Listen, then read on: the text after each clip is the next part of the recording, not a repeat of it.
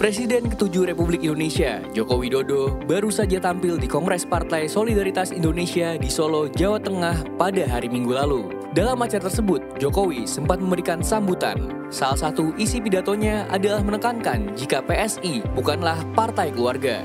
Dirinya kemudian menyinggung jika seluruh kader memiliki andil yang sama di dalam partai. Sementara itu, terkait peran Jokowi di PSI, Ketum terpilih Kaisang Pangarep menyebutkan jika hal itu akan jelas usai pembentukan DPP dan formatur partai. Lalu, bagaimana langkah PSI ke depan? Sekuat apa pesona Jokowi dalam membawa PSI bertarung di 2029 nanti? Ikuti diskusinya dalam editorial review bersama Direktur Eksekutif Parameter Politik Indonesia, Adi Prayitno. Membahas topik lain, Detik Sore akan menyoroti peristiwa pembunuhan seorang laki-laki yang dilakukan oleh istrinya sendiri. Peristiwa tersebut terjadi di Banjar, Kalimantan Selatan. Seorang istri berinisial F membunuh suaminya sendiri dengan cara memenggal leher. Ada apa di balik peristiwa mengenaskan ini? Ikuti laporan langsung jurnalis Detik Kalimantan selengkapnya hanya di Indonesia Detik ini. Jelang matahari terbenam nanti, Detik Sore akan kedatangan penyanyi senior Nusantara, Atik CB. Tidak akan menyanyi, Atik akan menceritakan pengalamannya mendaki Gunung Rinjani beberapa hari lalu. Bagaimana kisah menarik penyanyi berusia 62 tahun ini usai melakukan puncak Rinjani? Ikuti ceritanya dalam Sunset Talk nanti. Simak berita-berita menarik Detikcom dalam sehari secara langsung hanya di Detik Sore. Jangan lupa follow media sosial kita agar tidak ketinggalan update berita terbaru. Sekarang, mari kita sambut host kita, Eduardo Simorangkir dan Eiza Makfira. Detik Sore, gak cuma hore-hore. Alright, so we're back. Ya, speaking of Ambon tadi yang ditanya sama Eiza bahwa semua orang di sana bisa nyanyi dan mereka juga nari-nari. Gue sempet kayak jalan malam-malam terus ngeliat mereka di pinggir jalan tuh dekat kayak pos ronda gitu. Mereka nari dengan sangat vibing, passionate gitu. Enggak yang try to impress people, emang juga living the life to the fullest saja. Iya. Mungkin juga karena memang didukung dengan mereka kan dikelilingi sama laut, pantai lah, dikelilingi sama pantai juga. Jadi gunung memang vibe-nya, ada gunung juga. Ada bukit-bukit, gunung. Termasuk salah satu yang tadi direkomendasikan untuk dimampiri itu adalah Pantai Ora. Pantai Ora di Pulau Seram di Seram Utara, Kecamatan Utara. Seram Utara, Maluku Tengah. Ya, Maluku Tengah. Yang gue tuh kalau dengar kata Pantai Ora, walaupun juga gue yang melihat via Google Lens aja, ya kan, Google Maps aja, itu adalah karena si airnya itu crystal clear gitu, kayak kaca gitu, dan mudah-mudahan masih tetap kayak gini ya. Apanya? Airnya? Di sana. Bener, masih kayak kan? gitu. Masih kayak gini kan. Jadi kalau misalnya kita lihat dengan, gue berkali-kali bilang kamera terbaik di dunia itu memang mata kita sendiri. Iya. Gak bisa ditangkap dengan seindah apa yang ditangkap sama mata kita guys, kamera di sana. Dan kalau kita lihat bagus secara wide gitu ya, di sana tuh kayak beneran kayak di Jurassic World. Soalnya tebing-tebing karsnya juga bagus-bagus. Oh ini T-Rex ya. Ini lebih ke robot getek ya. Sorry. Iya, selain Banda Neira ya, itu Pantai Ora. Di Pantai Ora tuh bisa ada beberapa spot. Menurut gua. Coba lo cek. Maaf banget tapi kayak gua tuh pernah melihat view kayak gini ketika di Thailand. Iya benar. Ya. Atau Halong Bay juga kayak gitu tuh. Betul, Halong Bay gue belum pernah kayaknya ya. Thailand, tapi waktu itu pada saat island hopping di antara Chiang Mai menuju Chiang Island, menuju pulau-pulau Phuket gitu ya. Dan segala macamnya, kurang lebih emang tebing-tebingnya tuh kayak gini. Nah, because I think Indonesia yang punya kayak gini tuh adalah di Raja Ampat doang ternyata. Enggak, banyak banget. Kan? Menurut gua sih bagusan ini coy. Maaf pemerintah Thailand. Maaf ya Jirayut. Maaf ya Gajah Putih. Tapi dengan datang ke sana, tapi gue mau sih. Harus, dan penyesalan terbesar gue adalah gue gak nyebur sih Za di sana. Bener-bener deh. Gue juga baru menyadari itu kayak pas setelah ngeliatin foto-foto. Cantiknya. Kenapa ya kita gak nyebur ya? Padahal walaupun baju ganti tuh gak dibawa dari mobil, tapi harusnya gak apa-apa deh.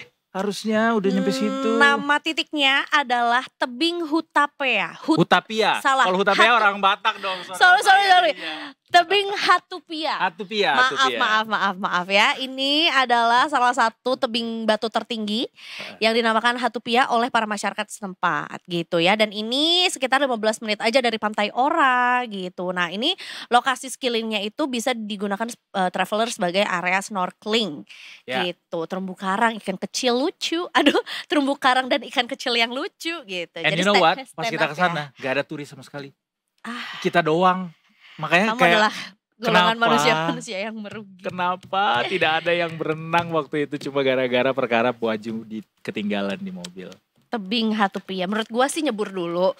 Nanti lo balik ke mobil baru lo pakai baju renang untuk pulang. Iya benar emang. What's wrong with that? Terus siapa yang lihat juga? Masalahnya gak ada dari kita tuh yang berusaha untuk nyebur. Kalau ada satu aja mestinya kan ada yang kepancing kan. Nah mereka tuh berharap lebih kepada orang kayak lo untuk menginisiasi, you know. Padahal si kakak-kakak yang bawa sampannya kita tuh udah bilang, berenang di sini. Itu ada sampai ikan nanti berenang. Kata dia kita masuk ke goa gitu. Oh sumpah itu seru banget. Supposed to be amazing. Tapi ya gak apa-apa lah. Next time mungkin kita harus kesana lagi. Betul. Karena wisatanya juga cukup murah dan affordable. Apalagi buat turis ya. Karena buat sampai kesana itu kita pakai sampan atau boat yang bisa muat 10 orang. Dan naik ke sampan ini kita cuma bayar 800.000.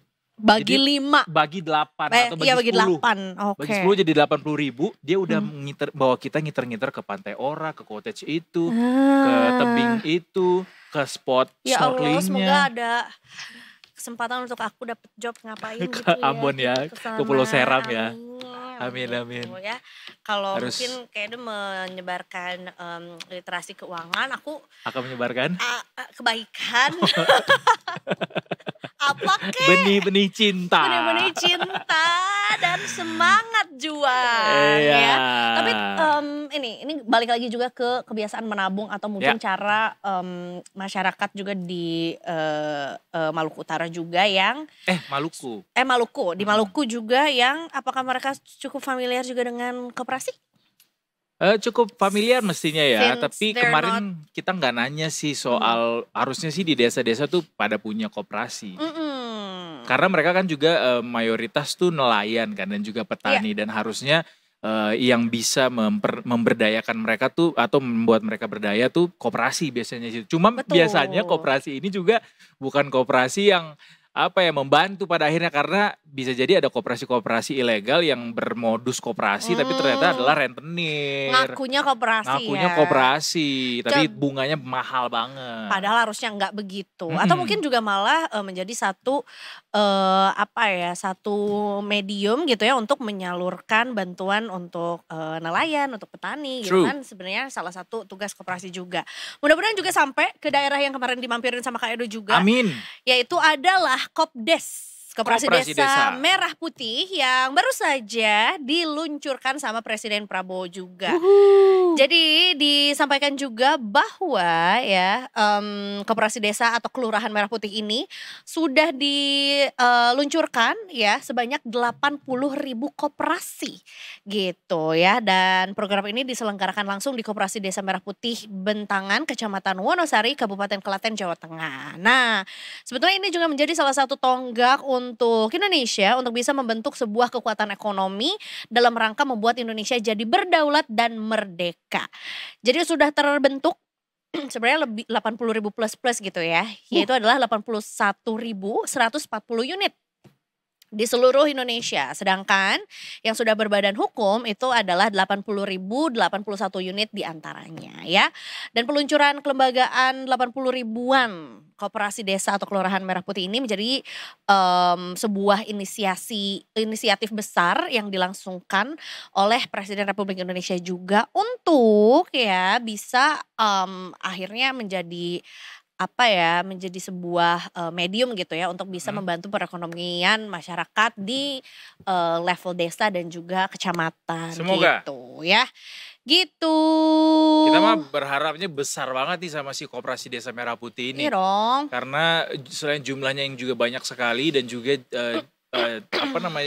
banyak hal yang diwadahi juga bagaimana nanti koperasi ini juga akan menyediakan obat-obatan yang lebih murah, mudah dijangkau. Betul. Kemudian ada klinik juga kan di situ. Ada klinik, ada pupuk, ada alat ani-ani.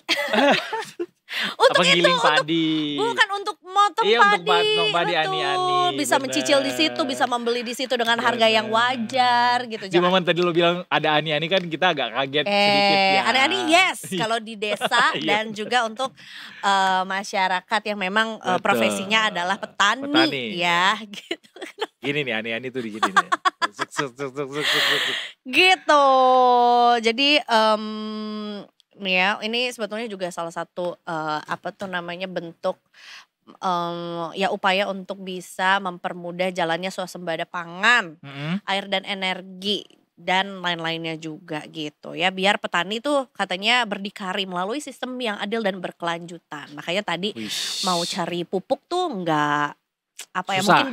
mungkin di musim menanam tuh kadang-kadang ada yang menambun jadinya begini. Tapi menimbun juga jadinya tambun.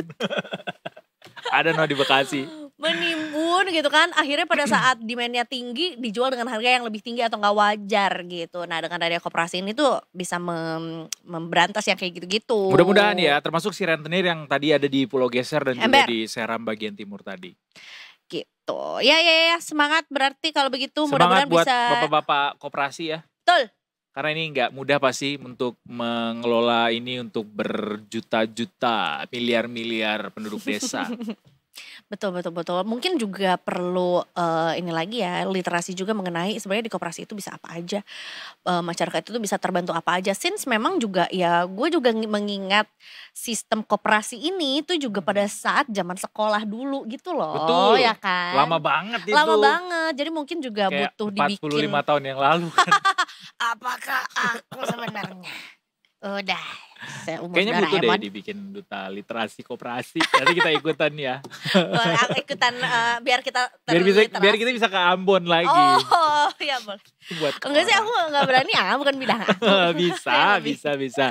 Bisa juga untuk menurunkan angka kemiskinan dengan adanya si koperasi ini. Walaupun saat ini juga katanya angka kemiskinan Indonesia diklaim sudah turun ya Detikers ya. Ini disampaikan langsung oleh Pak Presiden Prabowo Subianto yang menyampaikan bahwa angka kemiskinan Indonesia serta pengangguran mengalami penurunan. Is that true? I want to show you one of the posts that I reposted yesterday from one of my favorite stand-up comedian. What's that? Aduh, tar dulu ya Kak. Ternyata aku udah postingnya udah kemarin udah lewat. Is that the local one atau yang di luar? Enggak, dari luar. Jadi dia sebenarnya adalah stand up comedian asal California, Jepang. Oke. Tapi kok hilang? Oh ini dia. Nah.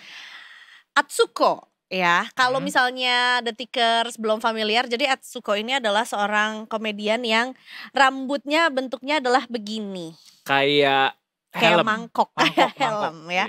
Jadi dia bilang begini, dia kan abis world tour tuh ya. Terus dia bilang, dia cerita mengenai, gue udah ngerank negara-negara mana yang paling gak seru dan seru. Tapi tenang ya, ini gak seru dan serunya itu adalah berdasarkan tawa yang muncul pada saat gue stand up. Yang paling bawah gue harus ini dulu. Pokoknya intinya adalah ada Switzerland, ada itu Jepang. Yang paling gak seru. Iya, yang kayak ketawanya tuh kayak atau kayak gitu kan ya. Switzerland, Taiwan, most shy to most liveliest gitu ya. Belgium, Portugal, Taiwan, Switzerland, Netherlands, ya kan? Then Japan. Tapi yang paling liveliest, yang paling kayak oh my god, to the fullest. Indonesia. The first one, Malaysia dan Philippines. Asian. Yeah, terus kata si hostnya tuh dia bilang nih, pokoknya negara yang paling ketawanya paling kencang itu adalah yang paling tinggi ketidakpastian mengenai insurance kesehatan. Dan juga pendapatnya paling rendah. Bitter truth ya. Abis gitu dia bilang, well actually iya lagi, karena sebenarnya Indonesia itu punya pendapatan di bawah 4.000 USD per kapita. Per kapita per tahun gitu. Terus akhirnya it makes me like finding out kemiskinan ekstrim itu di Indonesia itu berapa sih sebetulnya gitu ya. Kalau misalnya standarnya. Iya, kalau misalnya dia sebutin kalau pendapatan Indonesia itu di bawah 4.000 USD per tahun. Right. Ternyata pengeluaran per kapita yang masuk ke dalam kategori miskin ekstrim itu adalah 1,9 US dollars per day atau pengeluarannya sekitar 12.000 sampai 14.000 rupiah per hari atau sekitar 400.000 sampai 420.000 rupiah per Ini orang sumbernya per ChatGPT bulan. ya. Disclaimer Disclaimer gitu katanya. Terus kayak gue pernah melakukan itu. Sehari cuma ngeluarin 12.000, berarti gue pernah mengalami kemiskinan nggak ekstrim bisa. ya. Karena lo harus menghitung juga. Spotify lo per bulan harus di breakdown. Gym membership, gue bahas itu mulu. Kenapa sih Za? Am I jealous or what? Iya lagi, karena belum dapet dia. Gym membershipnya yang mana satu. Kosan lo per bulan gitu juga harus dihitung kan. Iya, jadi gak mungkin sehari segitu. Tapi ya kita aminilah ya kalau memang benar kemiskinan dan juga pengangguran turun di Indonesia. Amin berarti ya. artinya ada orang-orang yang terangkat derajatnya ya. Betul.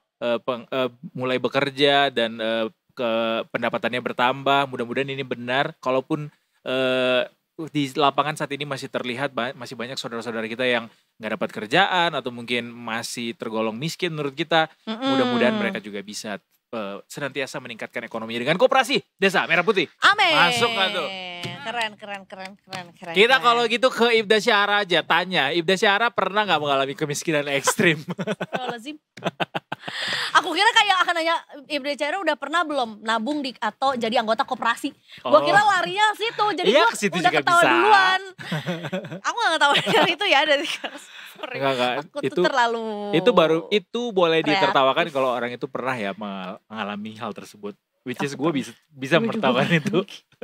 Aku pernah miskin guys. Ya, kita lanjut ke Ibda Syara. Selamat sore Ibda Syara. Halo, selamat sore teman-teman di studio. Selamat sore Ibda Syara. Ibda Syara yang sedang terkena matahari yang sore yang kayaknya cukup cerah ya. Cerah, terik, menyenangkan tapi ya kayaknya ya. Hangat ya. Iya. Bener gak Ibda Syara? Lumayan hangat. Ibda Syara udah nonton belum Sore Istri dari Masa Depan? Udah. Oh udah, gimana? How was it? Suka gak? Suka gak? Suka. Suka ya? Bingung gak? Serunya jadi kayak ikut jalan-jalan ke luar negeri. Oh iya benar, karena juga shotsnya bagus-bagus. Bener, kayak nonton Nat Geo ya kita ya di sana ya. Awalnya bingung sih, Iya, awalnya tapi ikut sesek ya. Iya ikut, perasaannya hangat tapi ya. Kan, iya benar. Baiklah kalau gitu silakan Ibda Syara dengan laporannya. Oke baik, terima kasih rekan-rekan di studio dan selamat sore Detikers. Dengan saya Ibda Syara dari NTMC, Korlantas Polri. Pada sore hari ini akan mengajak Anda untuk memantau situasi arus lalu lintas terkini, tepatnya dari kawasan UKI, yang mana dapat kita lihat bersama untuk kondisi arus lalu lintas tepat di belakang saya. Pada sore hari ini terpantau telah terjadi peningkatan volume kendaraan, namun masih terbilang lancar. Sementara untuk arus lalu lintas dari arah Jalan MT Haryono yang akan menuju ke arah Rawamangun pada sore hari ini juga terpantau lancar. Sementara untuk arus lalu lintas dari arah sebaliknya, yaitu dari arah Rawamangun yang akan menuju ke arah Jalan MT Haryono ataupun yang hendak lurus menuju ke arah Cililitan ataupun yang hendak mengarah ke Jalan tol pada sore hari ini juga terpantau ramai lancar. Kami menghimbau kepada Anda para pengendara khususnya roda 2 agar terus selalu menggunakan helm yang berstandar SNI demi keselamatan diri Anda pribadi. Kemudian Detikers untuk arus lalu lintas dari arah Cililitan yang hendak menuju ke arah Halim ataupun yang hendak berbelok ke kiri menuju ke arah Jalan MT Haryono pada sore hari ini juga terpantau lancar. Kami menghimbau kepada Anda para pengendara khususnya roda 4 harap untuk selalu menggunakan safety belt dan tidak menggunakan ponsel saat berkendara. Dan juga kami kembali menginformasikan bagi Anda para pengguna jalan roda 2 ataupun roda 4 harap untuk tetap menjaga batas kecepatan maksimal kendaraan Anda dan juga tetap menjaga batas aman kendaraan Anda dengan kendaraan lainnya. Dan Detikers, kami juga kembali menginformasikan bahwasanya pada saat ini Korlantas Polri serta Satuan Lalu Lintas di seluruh Indonesia sedang menggelar operasi patuh yang telah dilaksanakan sejak tanggal 14 Juli dan akan berlangsung hingga tanggal 27 Juli 2025 mendatang. Untuk itu Detikers, kami dari pihak kepolisian tentunya selalu menghimbau kepada Anda para pengendara agar selalu tertib dalam berlalu lintas dan mematuhi aturan dalam berlalu lintas. Dan Detikers, bagi Anda yang ingin mengetahui seputar informasi arus lalu lintas terkini, Anda bisa menghubungi layanan call center kami di 15669 ataupun Desibel Center di 9119. Stop pelanggaran, stop kecelakaan, keselamatan untuk kemanusiaan, Indonesia tertib dan salam presisi. Nampingan Ibda Syahra melaporkan kembali bersama dengan rekan-rekan di studio, silakan. Terima kasih banyak Ibda Syahar atas laporannya. Ibda Syahra, Terima kasih. Istri dari masa depan. poluan dari masa depan. Selamat bertugas kembali. Salam presisi. Terima kasih. Kenapa gue tepuk tangan ya? Gak apa-apa ya. Menepuk tangan di kehidupan ini. Aduh, kita ini nih Detikers sungkem dulu sama senior-senior kita di depan ya. Kita mau break dulu, kita mau sungkem. Soalnya di sini ada Nona Ambon satu, ada kakak di sini juga, ada bertiga. Kenapa begitu jadinya? Tidak apa-apa, aku juga tidak tahu soalnya. Tahu nggak? Nadanya kayak Fakta gimana? uniknya ketika gue menyampaikan edukasi kemarin itu, secara tidak sadar gue menggunakan logat Yang sama. kenapa? logat timur gitu. Oh, jadi kayak mirroring gitu ya? Iya, jadi kayak pinjam duit itu tidak boleh ke rentenir karena itu gini. Jadi begitu. Jadi ya Padahal kayak, terus kata mereka kayak, biasa you're not aja, one of bro. us. Iya. Iya. Halo. Kita juga bisa gue lo kali. Gitu. Baiklah, kita break dulu ya Detikers. Yuk. Nanti kita akan balik lagi juga setelah yang satu ini. Tetap di Detik Sore, nggak cuma hore-hore.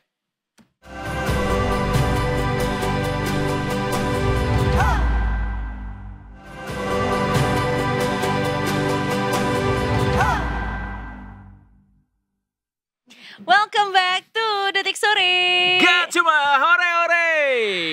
Bersama dengan aku, Eza Mafira, Cring, dan Kekuatan Bulan. Dan aku, Jonathan dari masa lalu. Tapi ya, gara-gara, ini kita kayaknya masih belum beres deh ngomongin sore juga. So I watch a lot of interviews with Tapi Yansa. bentar, gue mau ngiri dulu sama Yandi. tim Detik yang sebelah satu lainnya itu. Iya benar. Kenapa mereka bisa mendatangkan segambreng-gambreng Keren, para keren, suara dengan Castnya. Yandi Lawrence dengan Sheila Dara juga. Benar. Boleh Mungkin gak ada part pas- 2? Kita bawa Kayaknya Mita jadwalnya sama... pas aja sama program-program trans yang lain kayaknya. Karena pagi. Iya ya, biasa aja. Bener Mas Yansa, bener, kita lebih banyak. Enggak, mungkin kita akan bisa lakukan dengan kita bawa Mita, produsernya mereka, terus Bodion Wiyoko kesini, sama Sheila on Seven. Oke. Mak, Waduh, semangatnya ya. ngomong-ngomong soal, Gue belum Nah. selesai, gue jadinya nontonin interviewnya gitu. oh iya masih ke situ tadi. Interview Iya. apa yang mana satu? Interviewnya dia sama Magna, interviewnya dia sama maksudnya Yandi Lawrence ya. Iya. Banyak deh, gue sampai 4 podcast kayaknya ya. Serius? Iya, karena gue pengen Dan tahu itu kayak Yandi semua yang ngomong. karena kayak dari mana lo mendapatkan kemelowan itu gitu. Iya. Dan Piala Citranya tuh berbanding lurus dengan film yang dia keluarkan. Film layar lebar. Jadi dia ngeluarin 3 film layar lebar, Iya, tiga-tiganya dapat dapat Piala Citra. Betul. Keluarga Cemara dapat. Dapat kayaknya, tapi disebutkan sama Yas Lawrence 3 Piala Citra. Iya. I don't know which one is which. Tapi kisah-kisah indah yang ditulis sama Yandi tidak seindah yang terjadi pada pasangan suami istri ini, Iza. Udah mah ya, harusnya masih dalam honeymoon phase ya. Bener Karena banget. dikabarkan katanya baru 1 bulan menikah. Itu harusnya baru masih nentuin gak sih panggilan sayangnya mau apa? Betul. Namanya baru sebulan nikah. Betul. Ya kan? Dan yang gua baca-baca juga katanya kedua pasangan ini sering nunjukin kemesraan sebenarnya di sosial media. Tapi kok malah berakhir seperti ini ya Detikers. Makanya kita pengen cari tahu. Ini soalnya ada kejadian mengerikan yang terjadi di Kalimantan. Ada sepasang suami istri yang akhirnya nge-freeze. Yang artinya yang dikabarkan katanya sang istri ini mengakhiri hidup suaminya. Nah itu dia. Dengan cara yang setragis mungkin. Betul. Yaitu adalah dengan menggal. Ini mah gue terakhir kali tahu ada istri menggal kepala suami di film Marlina. Oh iya benar. Dalam 3 babak. Bener, itu ya istrinya Vino Bastian ya? Betul. Marsha Timothy. Ya. Bener. Tapi ini malah terjadi di dunia nyata juga, di Indonesia lagi gitu. Walaupun sebetulnya ada motif di balik itu gitu ya. Tapi tentunya juga ini jadi satu hal yang mengerikan ya. Iya harus kita cari tahu sih sebenarnya motifnya apa di balik pembunuhan ini. Biar bisa jadi pelajaran juga buat teman-teman lainnya di masa depan ya. Kita coba bergabung sama teman-teman dari reporter dari Detik Kalimantan. Ada Khairun Nisa yang akan melaporkan buat kita di sini. Kak Nisa, selamat sore. Selamat sore. Kak Nisa, wah sepertinya matahari masih sangat terik sekali ya. Benar di sana berarti jam 16.47 ya Kak Nisa ya? Iya earlier, later ya. Iya 1 jam. Tapi sunsetnya lebih mundur lagi ya. Iya kayaknya. Ya, betul. Lebih lama terangnya. Kak Nisa, kita dapat informasi mengenai ada sejoli yang baru menikah kurang lebih sekitar 1 bulan gitu ya. Tapi ternyata sang suami ini harus meninggal ya di tangan sang istrinya sendiri dengan cara yang sangat keji gitu ya, sangat tragis juga. Mungkin boleh diceritakan seperti apa penemuan Kak Nisa dan tim juga di lapangan. Baik kakak, aku mau ceritain ya bagaimana kronologis tersebut. Jadi itu pertama itu mereka baru menikah sekitar 1 bulan lamanya. Kemudian mereka juga kerap membagikan romantisme mereka di sosial media. Sang istri itu merupakan seleb TikTok. Jadi dia sering banget bikin konten di TikTok, di sosial medianya kayak gitu. Dan dari situ bermula kecemburuan oleh si suaminya. Jadi suaminya ini cemburu karena istrinya aktif banget di TikTok dan ada kecurigaan bahwa sang istri ini memiliki simpanan lain atau istilahnya selingkuh kayak gitu. Dari sana keduanya ini lumayan sering cekcok karena si suami ini curiga sama istrinya dan istrinya ini merasa dicurigain kan gak enak kayak gitu. Jadi mereka sering cekcok lah kayak gitu. Dari situ rumah tangga keduanya ini udah mulai renggang, udah mulai cekcok terus sampai puncaknya ketika di hari H itu mereka berdua tuh cekcok karena si suami ini merasa cemburu akan si istrinya. Karena istrinya ini merasa mungkin dicemburuin gak enak atau segala macamnya, jadi sang istri ini balas gitu, marah juga terhadap suaminya kayak gitu.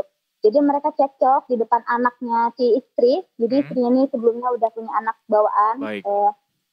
Kemudian karena istilahnya ada anak ini nangis lihat orang tuanya berantem, sang suami ini membuang anaknya itu ke sungai dekat mereka cekcok. Kemudian melihat kejadian itu istrinya ini makin merasa marah terhadap suaminya, makin kesal terhadap suaminya. Akhirnya ia makin cekcok tuh berdua, makin adu mulut berdua kayak gitu. Kemudian sang suami melakukan KDRT terhadap istrinya, terhadap si pelaku. Nah, pelaku ini terjatuh ketika di KDRT oleh suaminya. Dari sana sang istri ini tidak terima dong. Akhirnya dia bangun dan dia melayangkan parang atau senjata tajam terhadap suaminya. Saat itu si tersangka ini memang sehari-harinya membawa parang atau membawa senjata tajam ketika mereka hendak berkegiatan kayak gitu. Karena lokasi kejadiannya ini di tengah hutan yang lumayan jauh dari tengah kota. Kalau dari sini sekitar 7 jam, jadi mereka membawa parang sebagai jaga-jaga kayak gitu, untuk jaga-jaga lah. Untuk apa? Membawa parang untuk apa Kak? Sorry. Jaga-jaga. Untuk jaga-jaga. Jadi mereka kan jauh dari kota, jauh dari keramaian kayak gitu. Jadi dia langsung mengayunkan parang yang dia bawa, diayunkan ke muka suaminya. Di sana ternyata tidak sendiri, ada kakaknya pelaku yang juga memperhatikan keduanya cekcok tersebut. Jadi kakaknya pelaku ini melihat dari jauh, melihat adiknya dipukul, dia merasa tidak terima. Akhirnya dia mendatangi adiknya dan melihat adiknya mengayunkan parang, dia ikut juga mengeluarkan parang yang ia bawa juga, kayak gitu. Oh jadi ini dilakukan oleh 2 orang? Iya, 2 orang. Jadi kakak kandungnya pelaku dan pelaku, kayak gitu. Jadi si korban ini dianiaya oleh kakak iparnya sama istrinya, bahasanya kan kayak gitu. Terus akhirnya si korban ini dimutilasi, tangan kirinya dan kepalanya dipenggal. Kepalanya dan tangannya itu dibuang sejauh 7 meter dari lokasi awal, kayak gitu. Jadi gara-gara tidak senang ya di perlakuan anaknya, kemudian juga ada KDRT juga ada ternyata. motif kecemburuan juga gitu ya. Apakah diketahui pada saat kejadian ini sang anak dari sang istri ini juga menyaksikan kejadian yang terjadi atau gimana Kak? Di lokasi kejadian itu ada anaknya si pelaku, dia menyaksikan kedua orang tuanya berantem, kemudian dia menangis, akhirnya mengundang emosi dari si korban, akhirnya si korban ini dengan gelap mata karena nggak bisa mengendalikan emosi, dia membuang anaknya si pelaku, kayak gitu. Namun pada saat let's say mengeksekusi sang suami gitu ya, karena kan itu kejadiannya berarti dalam satu rangkaian yang panjang tuh dari cekcok yang pertama sampai akhirnya sang suami dieksekusi atau dimutilasi gitu ya. Apakah sang anak itu juga hadir di situ? Ada, sang anak ada di situ. Karena waktu setelah kejadian itu kan ibunya ini lari ke tempat keluarganya membawa anaknya sambil berlumuran darah kayak gitu. Jadi di situ kecurigaan keluarga ini mengira bahwa istri ini di KDRT oleh si suaminya kayak gitu. Namun ketika dicari tahu lebih dalam, si tersangka ini meminta tolong ambilkan barang-barangnya di TKP di tempat dia membunuh suaminya.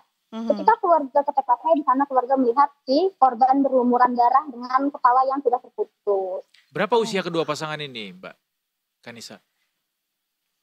Kalau untuk korban ini tidak disebutkan, namun untuk si pelaku ini 28 tahun dan kakaknya itu berusia 34 tahun.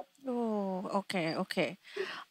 Apakah sebetulnya juga ditemukan adanya maksudnya cekcok ini juga sudah sering terjadi gitu ya sebelum kejadian di hari kejadian? Tapi katanya juga di sosial media suka nunjukin kemesraan gitu konten-kontennya ya Kak Nisa, bener gak? Kalau di TikTok mereka itu sering bikin video romantis, sering bikin video berdua, sering bikin video-video yang misalnya zaman sekarang itu romantis banget, bucin banget lah kayak gitu.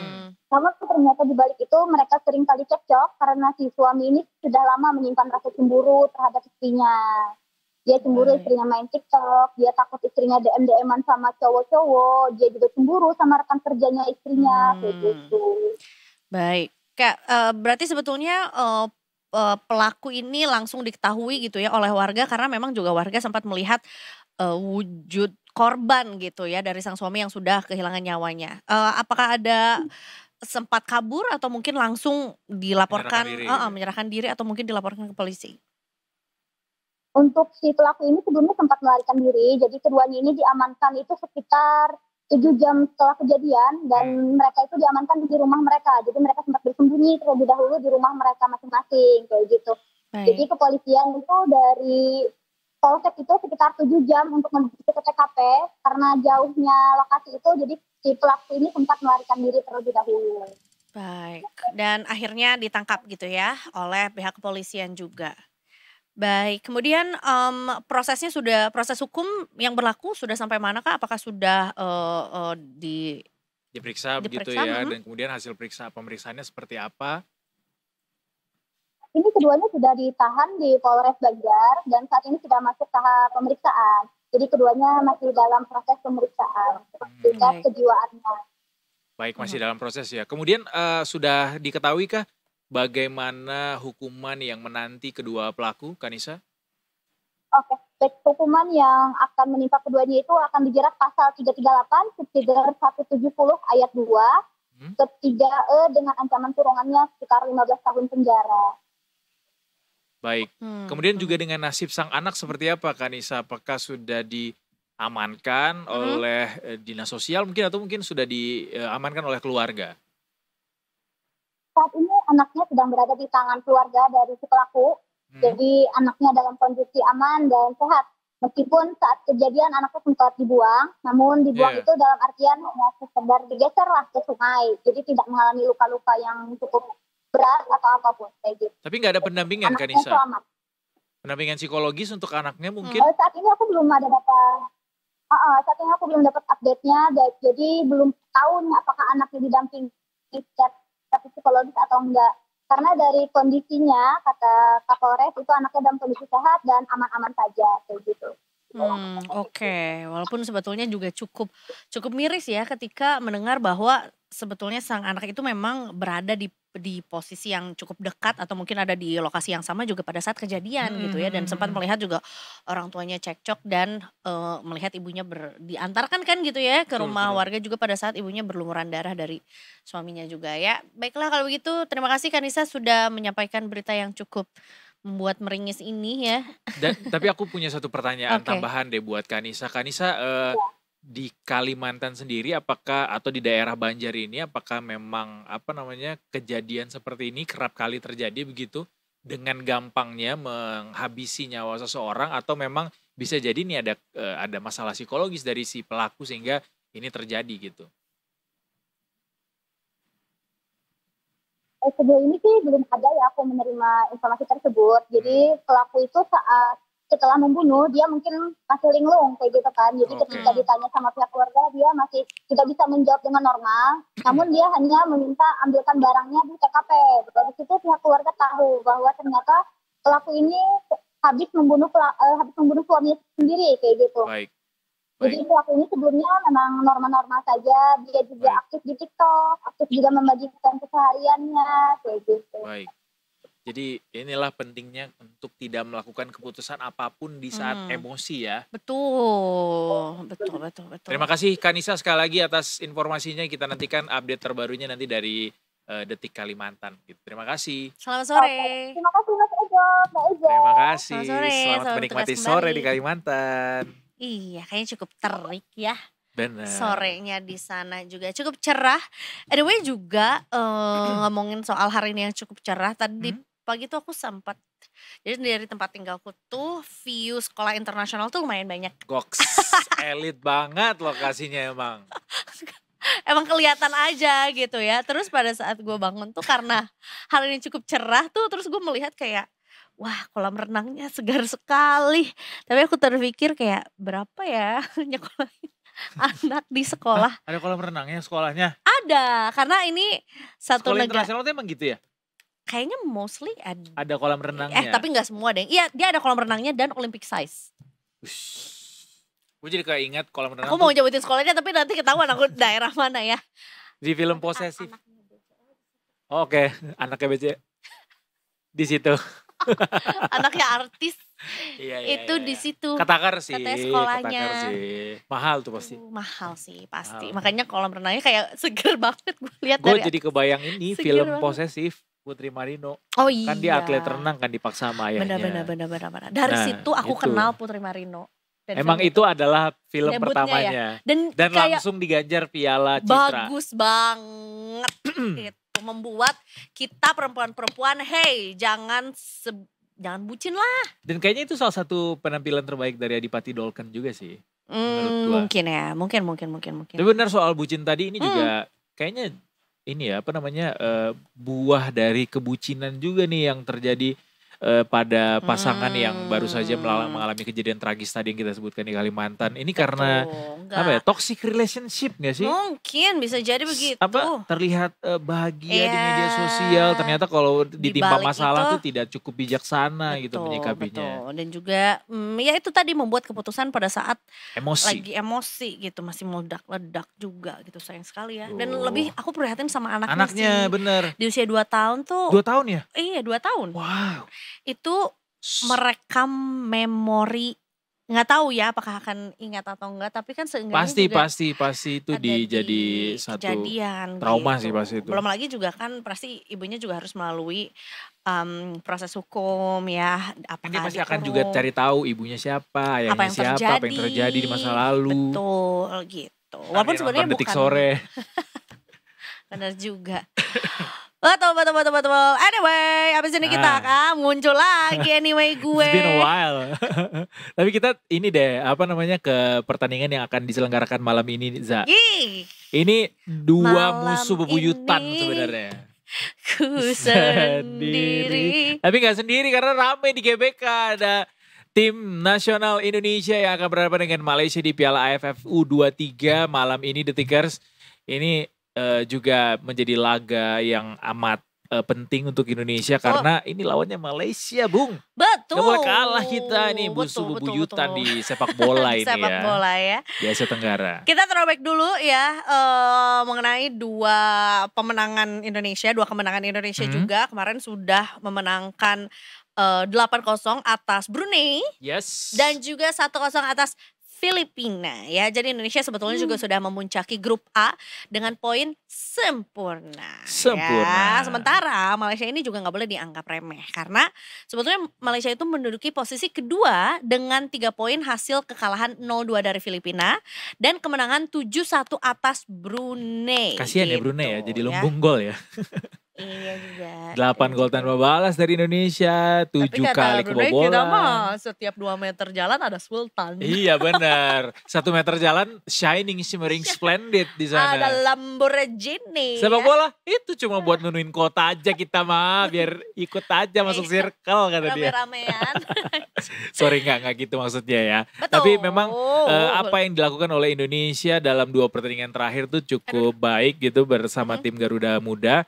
Makanya pertandingan melawan Malaysia ini harusnya menjadi pembuktian bahwa Indonesia tuh memang dalam sebuah progres yang jauh di atas teman-temannya yang lain di Asia Tenggara saat ini. Di grup A lah ya, at least. At least di grup A. Karena ya. kita 2 kali menang sementara Malaysia sendiri udah pernah kalah kan lawan Filipina. Ya. Jadi malam ini kita ramaikan juga ya di stasiun Gelora Bung Karno. Emang gue mau kesana. Kita ramaikan juga. Anda reporter nanti di sana nge-report. Mau aja sih gue. Melaporkan dari depan gawang. Jangan dong. Jadi Indonesia ya cuman butuh minimal 1 poin untuk lolos sebagai juara grup A. Ya. Jadi apapun yang terjadi kita harus menang sama Malaysia juga. Atas Malaysia maksudnya gitu ya. Dan hasil ini ya akan membuat Malaysia masuk kotak dan membiarkan Filipina lolos menemani Indonesia. Tapi masa katanya pertandingan melawan Malaysia ini Garuda Muda tuh inferior, coba. What does that mean? Tidak inferior kan berarti dia tidak cukup pede gitu untuk melawan Malaysia ini. Kenapa ya? Kok bisa gitu? Kita coba sapa The Tickers yang nonton di TikTok, di Facebook, dan juga di YouTube. Halo teman-teman di TikTok, Facebook, YouTube. Facebook masih ada ya? Ada dong, jangan gitu masih dong. Ya? Masih. 500 orang loh. Halo teman-teman di Facebook. 500 tuh ya, satu layarnya tuh 7 orang loh. Wih, kali berarti 3.500 orang nonton kita di Facebook. Coba. Di YouTube juga, halo tapi guys. Tapi sekalian The Tickers juga boleh dong yang nonton kita. Mau di TikTok, di komen Facebook, ya? di YouTube, komen dari mana gitu ya. Minimal terus, komen outfit kita lah. Kok itu sih? Yang penting dong, ini prediksi. Oh. Komen outfit. Iya paling enggak, maksudnya paling enggak. Gak apa-apa kalau mau komen outfit kita juga kayak ada saran. Menurut aku kostum berikutnya bagusnya ini ya dari sejauh mata memandang gitu katanya. Oh boleh. PR tapi gue buat lagi Irma suka ya. banget lighting ya di studio yang satu ini. Kita nggak di studio biasa kita by the way ya kan. Kelihatan berbeda sedikit juga. Jangan lupa nonton sampai habis ya The Tickers karena hari ini kita kedatangan legend. Legend another Indonesian music legend datang ke Detik Sore. Ini adalah salah satu favorit gue juga karena ini adalah beliau happen to be one of the core memory di dalam kepala gua mengingat lagu-lagu yang diputar di masa kecil. Dan yang kerennya lagi beliau akan menyampaikan pengalamannya di usianya yang udah 62 tahun. 2 tahun ya yang berhasil menaklukkan puncak Anjani alias puncaknya Rinjani. Oh nama puncaknya Rinjani itu Anjani kalau ya? Kalau gak salah ya. Anjani kan nama Dewi Anjani, betul, nama Dewi kan yang betul. Katanya mendiami si gunung itu. Cantik kan namanya. Cantik banget. Tapi tidak tidak semudah itu untuk menaklukkan si Menaklukannya. cantik ini. Betul. Gitu. Nanti kita akan ngobrol-ngobrol bareng Mbak Atik Sibi Detikers tentang pengalaman beliau berhasil menaklukkan Rinjani. Tapi nanti ya di segmen terakhir, makanya tonton kita terus sampai habis, sampai di jam 5:30 sore nanti. Alright, kita akan break dulu. We'll be right back after this. Tentunya masih di Detik Sore. Gak cuma hore-hore.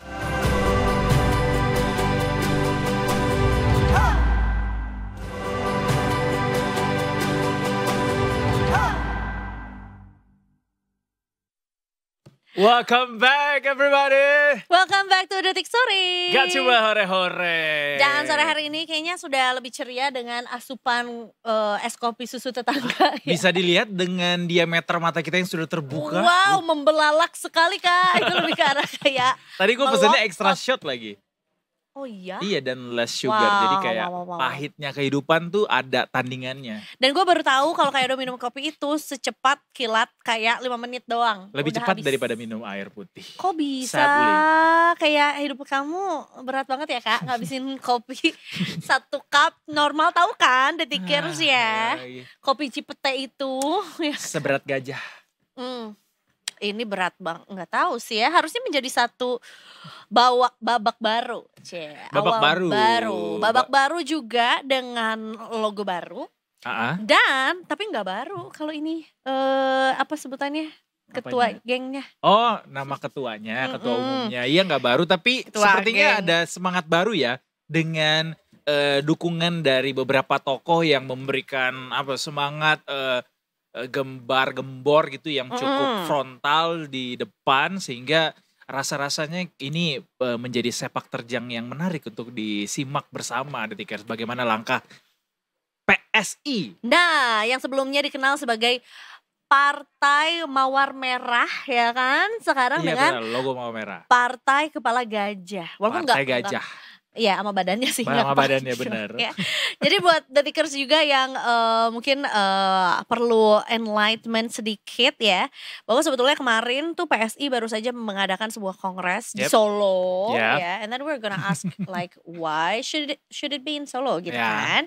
Termasuk juga dengan pergantian dari logonya yang awalnya itu adalah mawar merah gitu dipegang ya, menjadi gajah berwarna merah juga gitu. Termasuk juga terpilihnya kembali ya anak bungsunya Presiden Jokowi sebagai ketum PSI. Betul, Kaisang Pangarep ya. Betul. Kita akan baca langkah Partai Gajah ini seperti apa setelah kongres dan juga terpilihnya ketum baru ini, Detikers.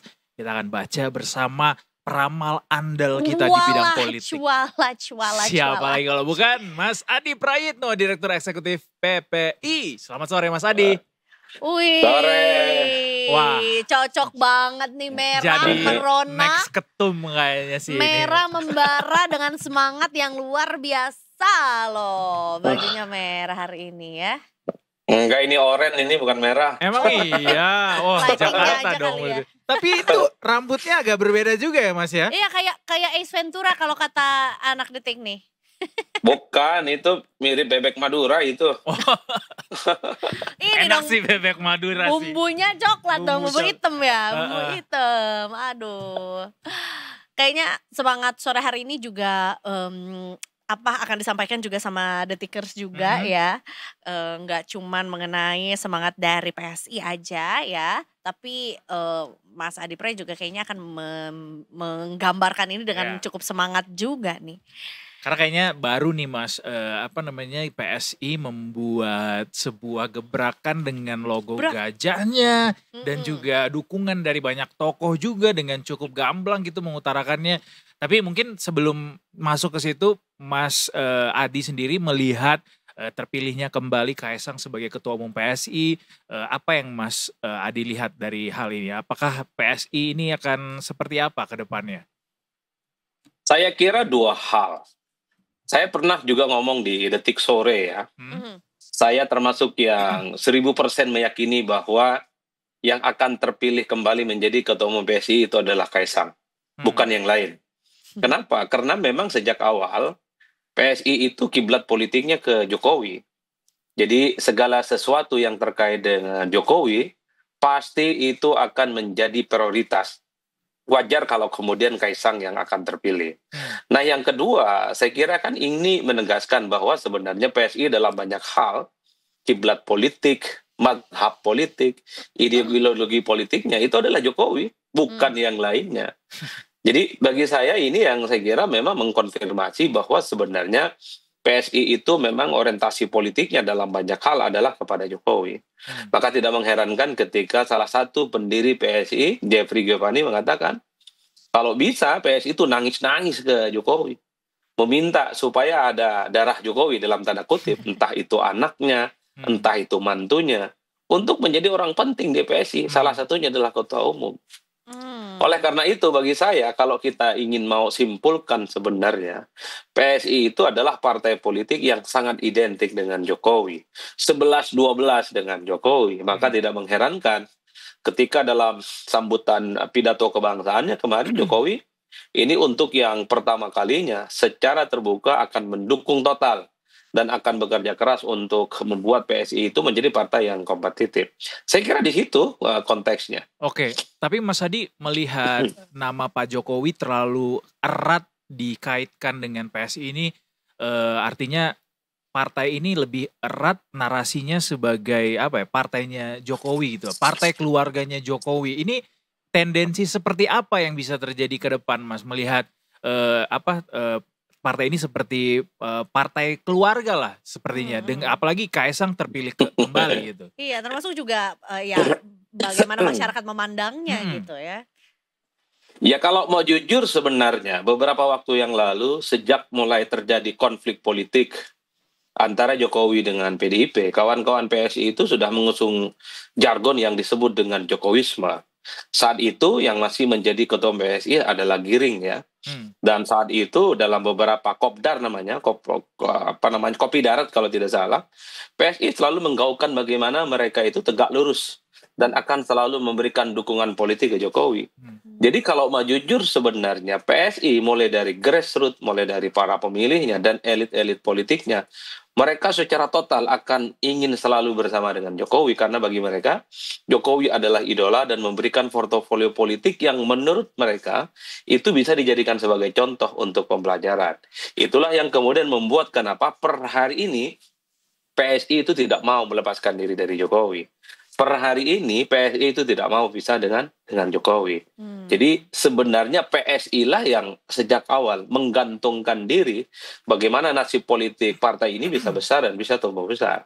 Meski dalam perkembangannya ketika Pak Jokowi, ketika PSI itu dipimpin oleh Kaisang, ya memang publik mengait-kaitkan bahwa ini adalah partai yang sangat identik dengan keluarganya Jokowi. Itu adalah sebagai sebuah konsekuensi logis ketika memang PSI sejak awal seakan-akan hanya ingin memberikan karpet merahnya kepada Jokowi dan keluarga besarnya. Dan bahkan kita bisa saksikan secara terbuka eksposur politik PSI itu memang hanyalah kepada Jokowi. Bahkan ketika ada perubahan logo dari mereka, itu kan sangat kelihatan sekali rasa Jokowi ketika ada tulisan di bawah gajah itu seperti Partai Super TBK.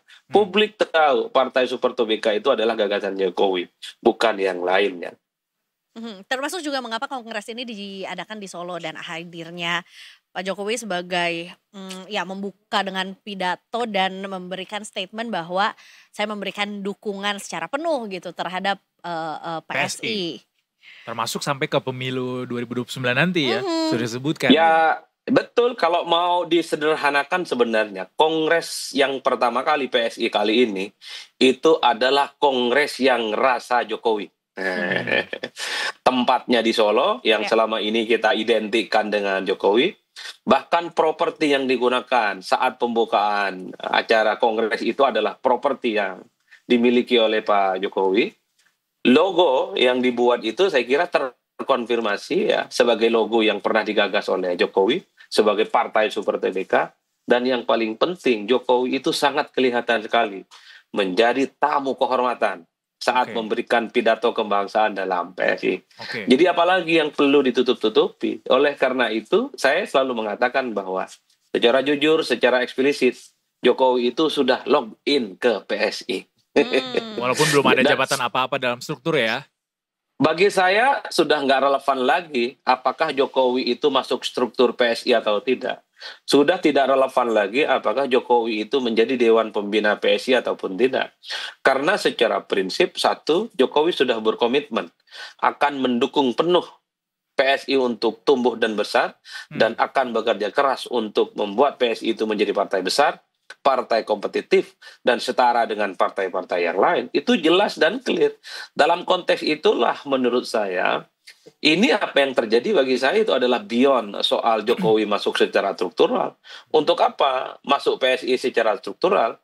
Kalau segala nafas dan orkestrasi politik PSI itu bisa Pak Jokowi kendalikan, bisa Pak Jokowi arahkan.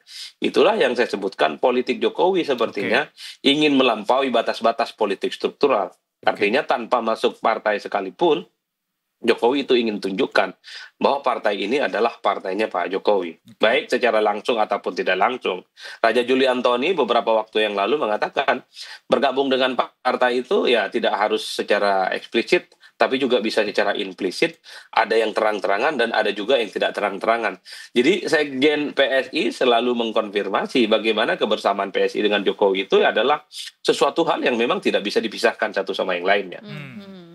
Mungkin nggak Mas di masa depan nanti PSI ini akan seperti Demokrat begitu yang diisi oleh anggota keluarganya Pak SBY, artinya nanti akan bergabung kemungkinan anggota keluarga Pak Jokowi lainnya ke dalam PSI. Kalau itu masih belum terkonfirmasi ya, karena misalnya Mas Bobi per hari ini adalah Partai Gerindra. Itu agak sulit membayangkan misalnya tiba-tiba Mas Bobi pindah ke PSI untuk saat ini, rumit. Per hari ini juga Gibran itu tidak terlampau menunjukkan secara gestur politik bergabung dengan partai manapun. Dulu kan dikait-kaitkan dengan Golkar, tapi itu tidak terjadi. Per hari ini sekalipun sebenarnya Gibran itu tidak terlampau menunjukkan untuk bergabung dengan PSI. Jikapun bergabung dengan partai, rasa-rasanya Gibran itu butuh partai yang relatif agak besar, minimal partai menengah, untuk mendapatkan dukungan ataupun untuk mendapatkan support politik ya, merancang bagaimana masa depan politiknya di masa-masa yang akan datang. Tapi kalau memang PSI menjelma sebagai partai politik yang besar, bukan tidak mungkin nanti keluarga besarnya Pak Jokowi bisa menjadi bagian di dalamnya. Kalau mau jujur sebenarnya di negara kita ini, partai-partai politik kita kan memang selalu menggantungkan kekuatan politiknya pada figur kunci. Dan figur kunci, pada figur kunci itulah kemudian turun-temurun kekuatan politiknya bisa dilakukan. Itu terjadi pada PDIP, itu terjadi misalnya pada Demokrat, itu juga terjadi pada misalnya Partai Gerindra, dan seterusnya, dan seterusnya. Sangat jelas ada figur kunci yang secara signifikan menjadi magnet politik elektoral yang kemudian membuat partai politik itu bisa menjadi besar dan menjadi partai yang relatif kompetitif. Sementara partai-partai yang kelihatan inklusif, toleran, dan terbuka, itu tidak pernah jadi apa-apa di negara ini. Dengan dukungan sebesar itu dari Pak Jokowi, PSI juga akan menjelma sebesar apa, Mas? Apakah lebih daripada sekedar masuk ke Senayan?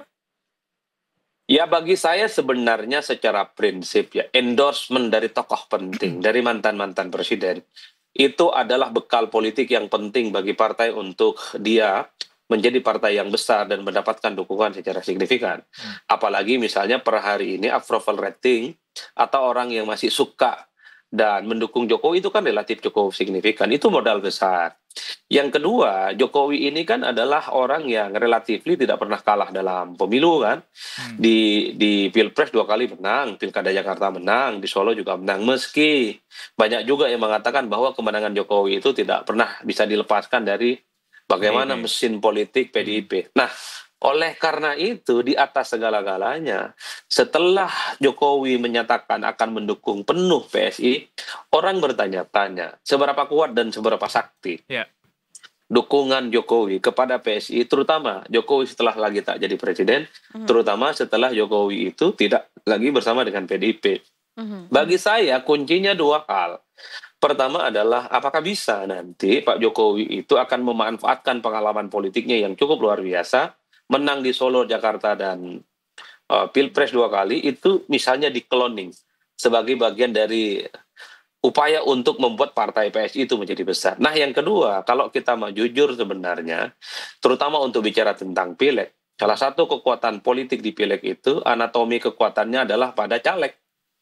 Jadi seberapa besar nanti PSI kalau memang caleg-caleg yang diusung itu adalah kompetitif, mereka punya mesin politik, kakinya nyentuh ke bawah, ya bukan tidak mungkin partai ini bisa akan menjadi partai yang besar. Tapi sebaliknya, kalau caleg-caleg yang diusung di Pileg 2029 misalnya oleh PSI adalah caleg yang tidak kredibel, caleg yang tidak bisa diharapkan dan tidak kompetitif, ya PSI hanya akan menjadi partai yang begini-begini saja.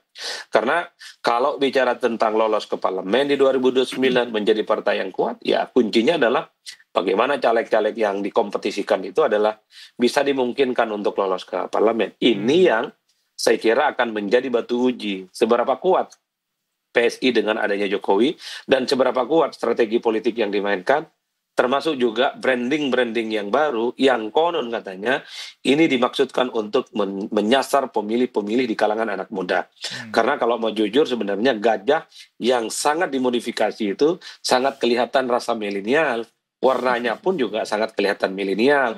Tulisannya pun yang PSI itu sangat kelihatan milenial. Beda dengan sebelumnya yang agak sedikit kaku dan agak sedikit lawas. Dengan banyaknya juga porsi PSI di Senayan gitu ya, dan sekarang juga Jokowi sudah sangat all in gitu sama PSI juga. Bagaimana ini mempengaruhi hubungannya dengan Prabowo? Ya per hari ini sebenarnya hubungan politik Jokowi dan Prabowo baik-baik saja.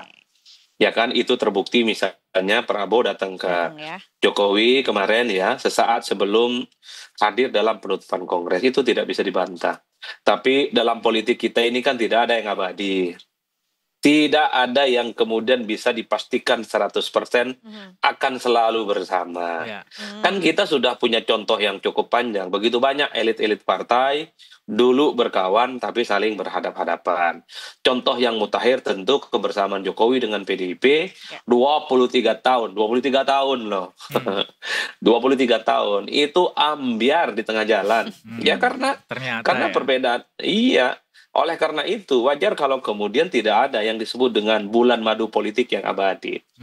Nah, hari ini koalisi Pak Prabowo dengan Jokowi ini kan, ya sorry itu saya harus kita katakan, masih seumur jagung, belum diuji.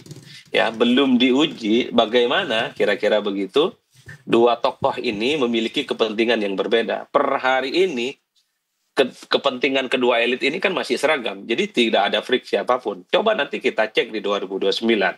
Misalnya ketika kepentingan politiknya tidak lagi seiris. Misalnya kalau upaya untuk menduetkan Prabowo dengan Gibran yang kedua kalinya tidak terwujud, kan kita tinggal uji sejauh mana sikap politik PSI dan Pak Jokowi nantinya.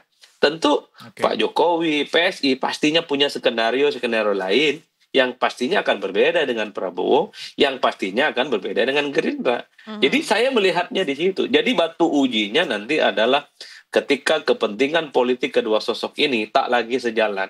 Disitulah kemudian akan kita uji apakah kebersamaannya akan tetap lanjut ataukah tidak.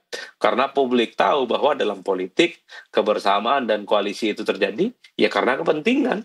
Kalau kepentingannya cocok bisa bergandengan. Tapi kalau kepentingannya berbeda bisa saling berhadap-hadapan satu sama yang lain. Oke.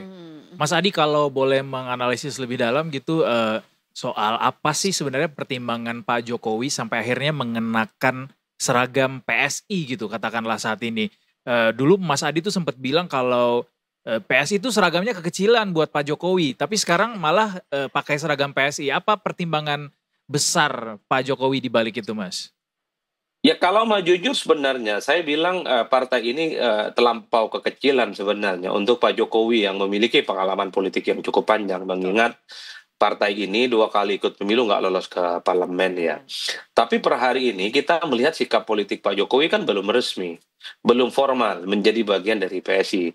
Wajar kalau kemudian tidak ada yang berani berkesimpulan bahwa Jokowi itu adalah kader PSI atau Jokowi itu menjadi bagian penting dari PSI, meski secara informal dan secara substansi arah politik PSI itu sangat tergantung bagaimana arahan dan mandat yang akan diberikan oleh Jokowi. Kan begitu jalan ceritanya.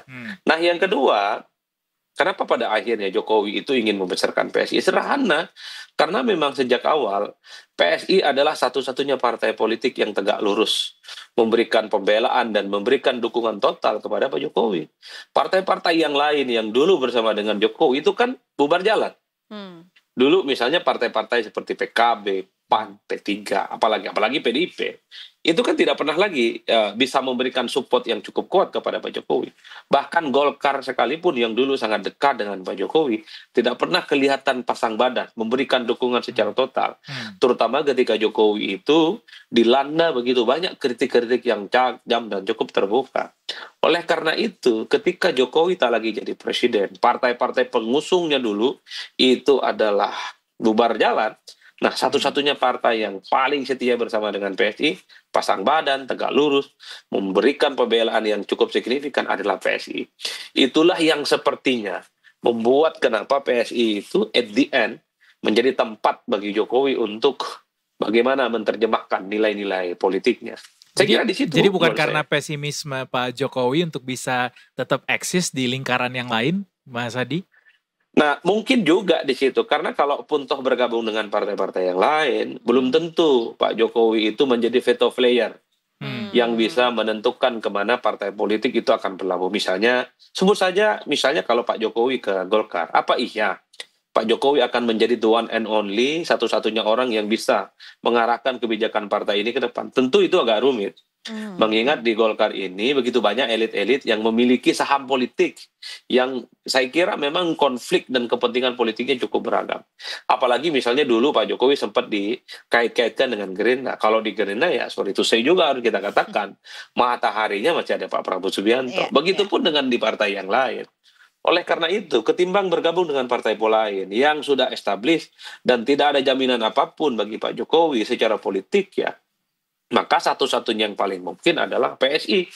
Yang saya kira setiap napas dan perjuangan politiknya itu sangat tergantung bagaimana arahan-arahan Pak Jokowi. Bagi saya mungkin juga Pak Jokowi itu membaca karena memang ambang batas parlemen itu bukan lagi 4%. Ini adalah kesempatan partai-partai yang nggak pernah lolos ke parlemen seperti PSI atau mungkin seperti Perindo termasuk Hanura dan partai-partai gurem lainnya itu punya kesempatan lolos ke parlemen di 2029 setelah ambang batas parlemen itu dikurangi. PSI itu sebenarnya kalau mau jujur tinggal sekian 0,0% persentase untuk lolos ke parlemen seperti halnya P3, seperti halnya Perindo. Ini yang sepertinya membuat ada kesempatan politik yang dibaca oleh Jokowi bahwa Pak Jokowi ingin membesarkan PSI akan bekerja secara maksimal.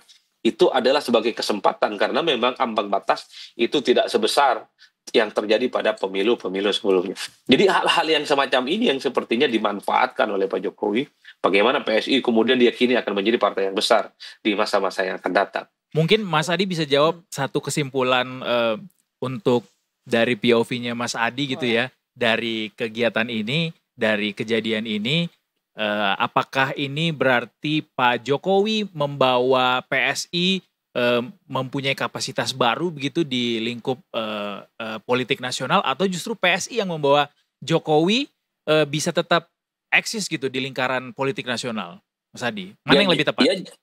Ya, kalau mau jujur sebenarnya PSI itu kembali mendapatkan momentum politik ya, semacam rebound secara politik setelah Jokowi terang-terangan ya akan memberikan dukungan secara total dan akan bekerja keras kepada PSI. Itu jelas. Soal itu saya harus kita katakan. Jadi sebelum secara eksplisit Jokowi akan mendukung secara penuh PSI, itu ya saya kira memang PSI tidak bisa diperhitungkan secara signifikan. Makanya ketika kongres pertama kali ingin dilakukan PSI di Solo, itu kan sebenarnya adalah tanda-tanda tebal bagaimana partai ini akan menjadi partainya Jokowi di masa-masa yang akan datang. Tempatnya di Solo, logonya terafiliasi dengan Jokowi, Jokowi juga pakai jaketnya PSI, statement-statement Jokowi adalah diamplifikasi oleh PSI, dan yang paling penting sangat kelihatan sekali, Jokowi kalau ngomong di PSI itu seperti di rumahnya sendiri, at home, nyaman, happy, dan terbuka. Ya, agak beda ketika bicara dengan partai-partai yang lain, agak sedikit kaku, agak sedikit tidak terlampau terbuka. Beda ketika di PSI, seperti ngomong kepada anak-anaknya. Itu Pak Jokowi di PSI. Langkah apa yang akan dilakukan sama PSI di pemilu 2029, Mas, kira-kira? Bagi saya nggak ada cerita. Kalau PSI mau kompetitif dan besar, bersaing dengan partai-partai yang lain, harus melakukan kerja politik dari sekarang. Cari kader, Dari pengurus, dan yang paling penting sudah harus mendeteksi kira-kira siapa caleg yang akan mereka usung untuk berkompetisi di 2029. Untuk partai yang tidak pernah lolos ke parlemen seperti PSI, tentu kerja politiknya harus berlipat ganda. Nggak bisa main di tikungan akhir. Kalau partai-partai besar, mereka nentukan caleg di tikungan akhir. Tapi beda dengan PSI, mereka harus mencari siapa kader terbaik yang mereka akan usung, yang mungkin bagi mereka harus dipastikan untuk lolos ke parlemen. Jadi batu uji dari kekuatan PSI setelah Jokowi akan memberikan dukungan secara penuh adalah mereka itu minimal di 2029 lolos ke parlemen, ada perwakilan mereka, sehingga mereka itu bisa busung dada dengan PSI Reborn, dengan logo gajah yang baru yang katanya itu adalah simbol sebagai sebuah kekuatan. Nah, itulah yang kemudian akan membuktikan segala-galanya. Kalau tidak lolos ke parlemen di 2029, ya PSI akan siap untuk menjadi bulan-bulanan tanpa akhir. Jadi kalau menurut Mas Adi yang saat ini kapasitas PSI belum bisa mewakili gitu untuk bisa tumbuh lebih besar dengan kapasitas kader dan juga pengurus saat ini. Artinya seperti itu? Ya terbukti 2 kali pemilu kan nggak lolos ke parlemen. Long way to go berarti ya untuk PSI sebetulnya. Betul, kan tidak perlu panjang-panjang pakai teori dan fakta. Okay. Cukup misalnya dijelaskan ketika 2 kali pemilu nggak lolos ke parlemen, itu menjadi bukti yang sahih. Bagaimana caleg-caleg yang diusung oleh PSI itu tidak kompatibel dan tidak bisa mengangkat partai ini bisa lolos ke parlemen. Nah, uji coba yang ketiga itu adalah di 2029. Yakinkan dan pastikan caleg-caleg yang diusung nantinya itu adalah mereka yang lolos ke parlemen. Ya minimal 19 sampai 20 caleg. Bagi saya itu gampang. Berarti itu target PSI untuk 2029 ya. Untuk meloloskan lebih banyak lagi untuk menuju Senayan untuk parlemen. Iya. Tapi kalau boleh menilai logo barunya, Mas Adi suka nggak logo barunya PSI, gimana Mas? Saya nggak terlampau suka sama logo, saya suka yang polos-polos aja. Oh, baik. Kurang Gen Z kah atau gimana nih? Sebagai perwakilan Gen Z ya. Tapi gini, tapi kalau mau boleh komentar, saya memaknai logo PSI itu 3 hal. Pertama itu sangat kekinian ya, kekinian. Yes. Kekinian. Yang kedua itu sangat rasa Jokowi karena di situ ada tulisan Super TBK. Dan yang ketiga, rasa-rasanya itu juga diniatkan untuk menyasar pemilih PDIP. Oh, ada merah-merahnya soalnya. Ada merah dan hitam. Kita cek juga, ternyata logo PDIP itu merah dan hitam.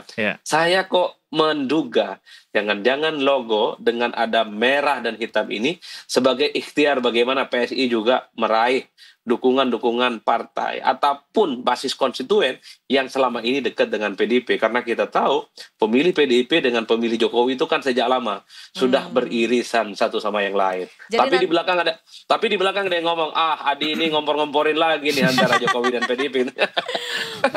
biar ada pertarungan antara banteng dan gajah nih kayaknya gitu ya. Seru tuh pertarungannya tuh banteng dan gajah. Banteng versus gajah ya. Anyway, terima kasih banyak Mas Adi untuk waktunya sekali lagi bergabung sama Detik Sore. Terima kasih juga untuk 1000 penonton di TikTok saat ini yang lagi nonton. Mas Adi abis ini nambah deh followersnya. Mantap. Itu yang paling penting itu. Itu yang paling penting. Kayaknya juga banyak yang menantikan outfit of the day dari Mas Adi juga. Next nanti main ke sini dan pakai outfit yang paling kece pokoknya ya, Mas Adi Pray. Minggu depan lah. Nah, boleh diatur. Kita minta sama produser kita ya. Terima kasih sekali lagi kalau gitu. Mas Adi Prayitno, selamat sore. Selamat bertugas kembali. Selamat melanjutkan aktivitas maksudnya. Kayaknya Mas Adi sih keren juga jaketnya ya. Enggak, bukan Ace Ventura tahu. Elvis Presley. Iya. Ayahnya gimana tadi?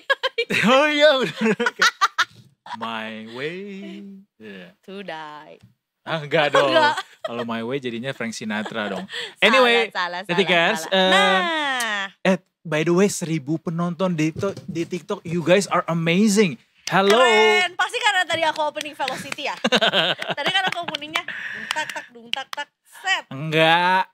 Kepedean. Orang mau nungguin bintang tamu kita selanjutnya nih. Save the best for last. Tapi jangan mau kalah dong penonton di YouTube dan juga Facebook ya. Kalau mau komen-komen misalnya ya, atau punya pertanyaan yang mau kita tanyain sama bintang tamu kita setelah ini. Ini sih bintang bukan sekedar bintang ya. Kacau deh pokoknya. Pokoknya kita di momen ini kita akan terserah Terserah Boy. Boleh. Termasuk juga cerita beliau yang juga habis menaklukkan salah satu puncak tertinggi di Indonesia juga. Nanti ya Detikers habis ini ya. Don't go anywhere karena kita masih akan mengudara sampai ke jam 5:30 sore nanti. Tetap di Detik Sore. Gak cuma hore-hore.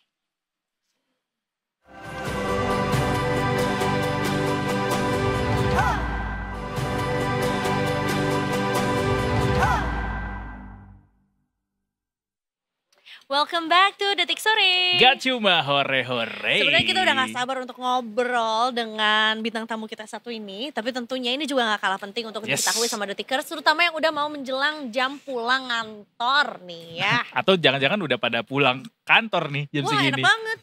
Enak banget. Kita kembali ke Ibda Syara, NTMC Polri untuk cari tahu kondisi traffic di jalanan hari ini, sore ini Detikers. Kita langsung menuju ke Ibda Syara. Selamat sore. Sekali lagi, selamat sore Ibda Syara. Apakah harus dibikin pantun dulu Ibda Syara? Waduh, jangan nanti lempar ke gue tiba-tiba. Jalan-jalan ke Gunung Sahara. Yuk kita sapa Ibda Syara. Gampang aja. Ya. Kayak kurang usaha Kak ya. Aduh, gak apa-apa. Yang penting ada arah-arahnya. Betul, arah-arah. Coba tebak-tebakan kira-kira dari mana? Tadi itu dari apa? Kalibata ya? Kalibata deh kayaknya, coba. Ibda Syara, selamat sore. Halo, selamat sore teman-teman di studio. Kita mau tebak-tebakan dulu. Ini Ibda Syara lokasinya di Kalibata benar nggak? Bukan, di Simpang Gotri. Bukan deh. Bukan. Salah. Gagal deh 1 juta rupiah. Dari mana kali ini Ibda Syara? Di PGC. Oh, PGC Cililitan. Emang sih kalau ke sana ke arah Kalibata. Iya. Ya udah, monggo kalau gitu Ibda Syara untuk laporannya. Silakan. Oke, baik, terima kasih rekan-rekan di studio dan selamat sore Detikers. Kembali lagi dengan saya Ibda Syahara. Dari NTMC Korlantas Polri pada sore hari ini akan kembali mengajak Anda untuk memantau situasi arus lintas terkini, tepatnya dari kawasan Simpang PGC Cililitan Jakarta Timur. Yang mana untuk kondisi arus lintas tepat di belakang saya pada sore hari ini terpantau sudah terjadi peningkatan volume kendaraan cukup signifikan dari berbagai arahnya karena memang berkaitan dengan jam pulang perkantoran. Kemudian Detikers untuk arus lalu lintas dari arah Cawang Uki yang akan menuju ke arah Kramat Jati pada sore hari ini juga terpantau telah terjadi peningkatan volume kendaraan. Antrian kendaraan menjelang traffic light dengan antrian sepanjang 200 meter ke belakang, namun selepasnya kendaraan masih dapat melaju dengan kecepatan normal. Kami mengucapkan terima kasih kepada Anda para pengendara yang telah berhenti di belakang garis stop dan tetap mendahulukan hak pejalan kaki. Kemudian Detikers untuk arus lalu lintas dari arah Halim yang hendak menuju ke arah Kalibata ataupun Jalan Dewi Sartika pada sore hari ini terpantau lancar. Sementara untuk arus lalu lintas dari arah sebaliknya yaitu dari arah Jalan Dewi Sartika ataupun Kalibata yang hendak berbelok ke kanan menuju ke arah Kramat Jati pada saat ini juga terpantau sudah terjadi peningkatan volume kendaraan. Kami menghimbau kepada Anda para pengendara agar tetap bersabar saat menunggu antrian kendaraan dan juga tetap berwaspada mengingat di kawasan ini banyak sekali aktivitas angkutan umum yang kerap kali menaik turunkan penumpang di seberang tempat. Sementara Detikers untuk arus lalu lintas dari arah Kramat Jati yang hendak lurus menuju ke arah Cawang Uki pada sore hari ini terpantau ramai lancar. Kami menghimbau kepada Anda para pengendara, khususnya roda 2, agar untuk selalu menggunakan helm yang berstandar SNI demi keselamatan diri Anda pribadi. Dan kami juga menghimbau kepada Anda para pejalan kaki yang hendak menyeberangi kawasan ini, Anda bisa menggunakan fasilitas JPO atau jembatan penyeberangan orang, atau Anda juga bisa menggunakan zebra cross untuk menyeberangi kawasan ini demi keselamatan diri Anda pribadi. Dan Detikers perlu kami informasikan kembali bahwasanya Korlantas Polri serta Satuan Lalu Lintas di seluruh Indonesia sedang melaksanakan operasi patuh yang telah digelar sejak tanggal 14 Juli dan akan berlangsung hingga tanggal 27 Juli 2025 mendatang. Untuk itu Detikers, kami dari pihak kepolisian tentunya selalu menghimbau kepada Anda para pengendara agar selalu tertib dalam berlalu lintas dan mematuhi aturan dalam berlalu lintas. Dan Detikers, bagi Anda yang ingin mengetahui seputar informasi arus lalu lintas terkini, Anda bisa menghubungi layanan call center kami di 1569 ataupun di SMS Center di 9119. Stop pelanggaran, stop kecelakaan, keselamatan untuk kemanusiaan, Indonesia tertib dan salam presisi. Demikian Ibda Syahra melaporkan, kembali bersama dengan rekan-rekan di studio, silakan.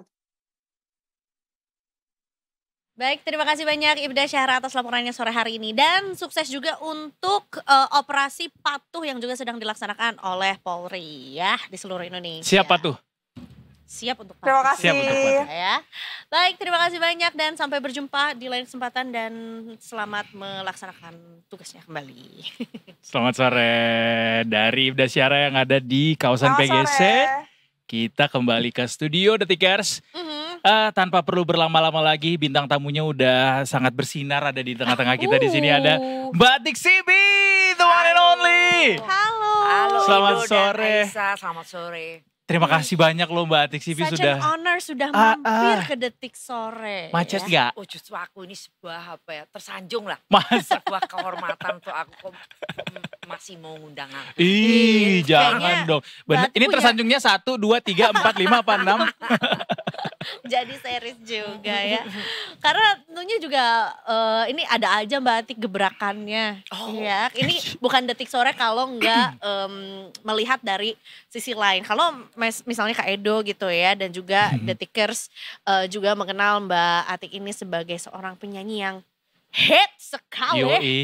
Termasuk juga jadi soundtrack gitu ya di Pernah jadi soundtrack juga pernah salah jadi satu soundtrack lagunya. juga. Kalau kita mau melihat dari perspektif activity atau satu gebrekan yang baru dilakukan sama Mbak Atik juga, yaitu adalah naik Gunung Rinjani katanya ya. Padahal naik gunung tuh banyak juga yang lain-lain pada naik gunung. Tapi kita nggak sebenarnya biasa aja. nyangka seorang Atik Sibi loh ini Yang sudah melakukannya. Mbah ya. Enggak Iya, juga sih itu Mbak. ya pasti itu. Kita jarang kan ketemu sama public figure yang mau bela-belain naik gunung. Gunungnya Gunung Rinjani lagi yang butuh berhari-hari buat sampai ke sana. Ini Iya. summit lagi ya. Summit 2 malam. loh. 2 malam Ya, total. 2 malam 3 hari. Cerita Iya. deh Mbak Atik, itu gimana awalnya kepikiran mau naik gunung, kenapa? Iya, ke Rinjani. Sebenarnya keinginan naik gunung itu bermula dari tahun kemarin, Oke. yang akhir tahun kemarin. Jadi gara-gara itu aku jalan-jalan ke Jawa Tengah, ayo lihat Gunung Sindoro gitu sama temen bertiga, terus kita ketemu petani-petani sayur di situ. Aduh kok enak ya, kapan bisa naik gunung kayak gitu. Terus akhirnya nggak tahu spontan aja kita pergi ke Gunung Prau. Iya. Nah, Oh ke perahu ya? Oke. iya, itu pertama ke Prau. Oke. Terus ternyata bisa sampai puncak dan balik lagi tektok gitu. Tektok Iya, Mbak. iya Gunung Nggak Prau. main-main menurut gue sih. Nah dari situ mulai percaya diri kan. Bisa nih Gitu. kayaknya lebih tinggi lagi. Nah terus pas itu akhir tahun baru kemarin kan masih di Indonesia aku kan. Nah terus itu ada job di Tulungagung itu Oke. New Year Eve itu. Oke. Nah terus aku nyanyi di situ sampai jam 2 malam. Selesai tidur sebentar terus langsung ayo ke Gunung Lawu gitu. Gitu iseng iya ke explore Gunung Lawu. Sespontan itu Jadi, ya? masih bawa itu kostum nyanyi tahun baru sama bawa backpack yang besar tak masukin koper Ya gitu. Jadi terus langsung ke situ. Jadi masih kurang tidur, langsung aja aku naik sama guide-nya. Ya Naik, ampun. Kalau itu 2 malam 3 hari juga. Sebenarnya aku bisa sih 1 malam 2 hari, cuman waktu itu nemenin itu temen karena udah buka tenda di pos 2 gitu. Ternyata ya walaupun pelan-pelan gitu ternyata bisa walaupun menggeh-menggeh dikit-dikit. Istirahat aku berdua aja sama guideku. Oh Dia iya. masih muda. Dan waktu itu musim hujan. Kan Desember tanggal 1. Desember tanggal 1. Januari. Tanggal 1. Itu sepi. Jadi sampai puncak itu guideku bilang, "Wah, Bu, ini apa gunung ini puncak milik kita berdua gitu." Kan biasanya Gunung Lawu rame Iya ya. rame, apalagi kalau liburan tuh ya Iya. banyak tuh pendaki-pendaki lainnya. Ya mungkin karena musim hujan jadi sepi. Waktu itu cuma aku aja Wow, di puncak. berarti bisa dibilang sebenarnya ini satu hobi yang lumayan baru juga Baru, gitu. iya. Itu berarti ya. perahu itu adalah gunung pertama yang didaki Semen Batik. Sampai puncak. Jadi pertama itu Gunung Andong, cuman Oh Andong ya. karena aku Semarang sendirian, aku ya. takut, terus aku nggak bawa HP kan. Jadi tinggal satu pos lagi itu puncak, terus aku, wah ini kalau aku gelundung ini ada apa-apa, siapa yang nolong? Sampai itu Gunung Andong tuh nggak ada nggak ada pengawasnya, nggak ada. Tapi sebenarnya hobi adventure gitu ya, atau mungkin hobi melakukan kegiatan ekstrim atau di luar ruangan, itu tuh udah dari lama gak sih Mbak sebelum naik gunung ini? Kalau aku tuh dari muda, dari aku kecil tuh memang aku lebih suka pegunungan daripada pantai. Oke, anak gunung berarti. Karena aku tuh kalau ngelihat laut itu kayaknya takut gitu karena gelap biru gitu. Jadi aku pernah ke Nusa Penida itu terus itu mau snorkeling nemenin anakku. Nah itu dalam perjalanan naik boat kecil itu aku nuang istrinya, pulangin saya mas, pulangin saya. Tapi bisa berenang? Dipulangin dulu, gak bisa. Oh gak bisa berenang juga ya. Jadi terpaksa balik lagi, aku dipulangin. Terus anakku melanjutkan itu. Itu ngeliat itu gelap, itu ngeri saya. Jadi beda aliran, beda genre sama anaknya. Nah iya mungkin iya anakku seneng itu pantai air. ya, perlaut-lautan. Justru ini mendaki gunung. Tapi apa Mbak yang ditemukan ketika berhasil muncak itu? Apa perasaan yang dirasakan tuh seperti apa? Seperti waktu itu seperti aku calm aja, seperti nggak ngoyo, seperti nggak ada target, nggak ada. Ya tiap langkah aku, tiap 2 langkah aku berhenti karena memang berat di letter A itu memang harus diakui itu berat. Yang naik 5 langkah, turunnya 3 langkah itu ya. Jadi itu hiking bootnya itu bener-bener masuk dalam gitu, terus kayak berat gitu. Terus aku, mas ini gimana itu kok masih jauh ya mas? Bisa Bu, bisa gitu. Itu pas pendakian yang ke Rinjani itu setelah kasus Juliana apa sebelum? Setelah ya. Tapi itu aku book ke cerah banget, trekking. Alhamdulillah. Itu organisernya sudah 4 bulan sebelumnya. Oke. Kan aku Januari 11 itu aku balik ke Amerika kan. Nah, aku langsung daftar. Tuh, aku kasih DP aja, aku mau dong mas ini. Pokoknya lihat di Instagram aja gitu. Ternyata bagus itu trekking organizer. Iya. Siapa nama guide-nya waktu itu? Masih ingat Irsan. Ya? Mas Irsan. Oh baik sekali, sabar. Nama kalau mau ke Rinjani hubungin dia. Ini indah banget, dapet lagi cerah gitu ya. Secerah segara itu. anaknya kelihatan. Itu jarang loh katanya. Benar. Oh Mbak pas aku ke sana, aku dapet awan semua. Jadi alhamdulillah dia kayak, juga udah pernah muncak Rinjani. kayak Mbak. gitu, palsu. waduh hebat, iya. Jadi begitu lihat video Mbak yang satu ini aku beruntung kayak, banget ya. iya aku ada Mirip, iri ya? sih. Mirip. Iri sedikit. Oh jadi kamu agak-agak kelabu gitu waktu itu? Bukan Banyak agak kabutnya. lagi, bener-bener kabut semua. Iya. Kabut semua. Aku juga gitu. kaget sampai itu guideku juga terheran-heran. Iya. Terus aku didatangin monyet yang lain enggak. Jadi aku capek kan aku duduk. Moro-moro itu monyetnya itu datengin aku terus tak kasih beng-beng. Kan aku mendaki sama itu adikku. Iya. Nah adikku sudah lebih di depan, lebih cepat, adikku laki-laki. Loh, kok aku nggak lihat monyet gitu. Nah terus aku di pos 3 bayangan itu aku juga ketemu itu babi hutan besar. Masa sih Mbak? Sama anaknya 2. Dan itu guide-nya juga bilang, saya belum pernah lewat Sembalun ini ketemu babi hutan. Kan rezekiku. Jadi makhluk-makhluk rimba kepada welcoming batik ya. Mungkin tahu terserah Boy mau lewat. Terserah Boy mau lewat. Mereka jadi ini jumpa fans. Benar, jumpa fans benar. Iya. Jumpa Tapi ngeri loh lihat itu. Gede banget. Kayak apa Mbak bentuknya? Karena memang babi hutan tuh bahaya. Dia bisa membunuh orang. Liar aja gitu, hewan liar aja gitu. Apa sih namanya wild boar ya. Gitu. Sempat nyanyi gak monyetnya Mbak? Kayak Nur Lela, geleng kepala. Sebenarnya aku pengen ngelus-ngelus tapi kok lihat giginya, senyumnya kok takut ya. Jadi aku, tapi gak ganggu kan monyetnya? Maksudnya gak nyerang gitu kan? Dia cuma mau itu. Kepo aja dia. Gitu, deket-deket ya jumpa fans aja. Iya beneran. Kapan lagi? Pokoknya beruntung waktu itu cerah. Jadi aku melihat dari sunrise sampai sunset. Saking lamanya jalannya. Namanya juga 62 tahun kan. Ya karena aku gak mau ngoyo. Karena aku gini, sebenarnya aku bisa memaksakan diri lebih cepat.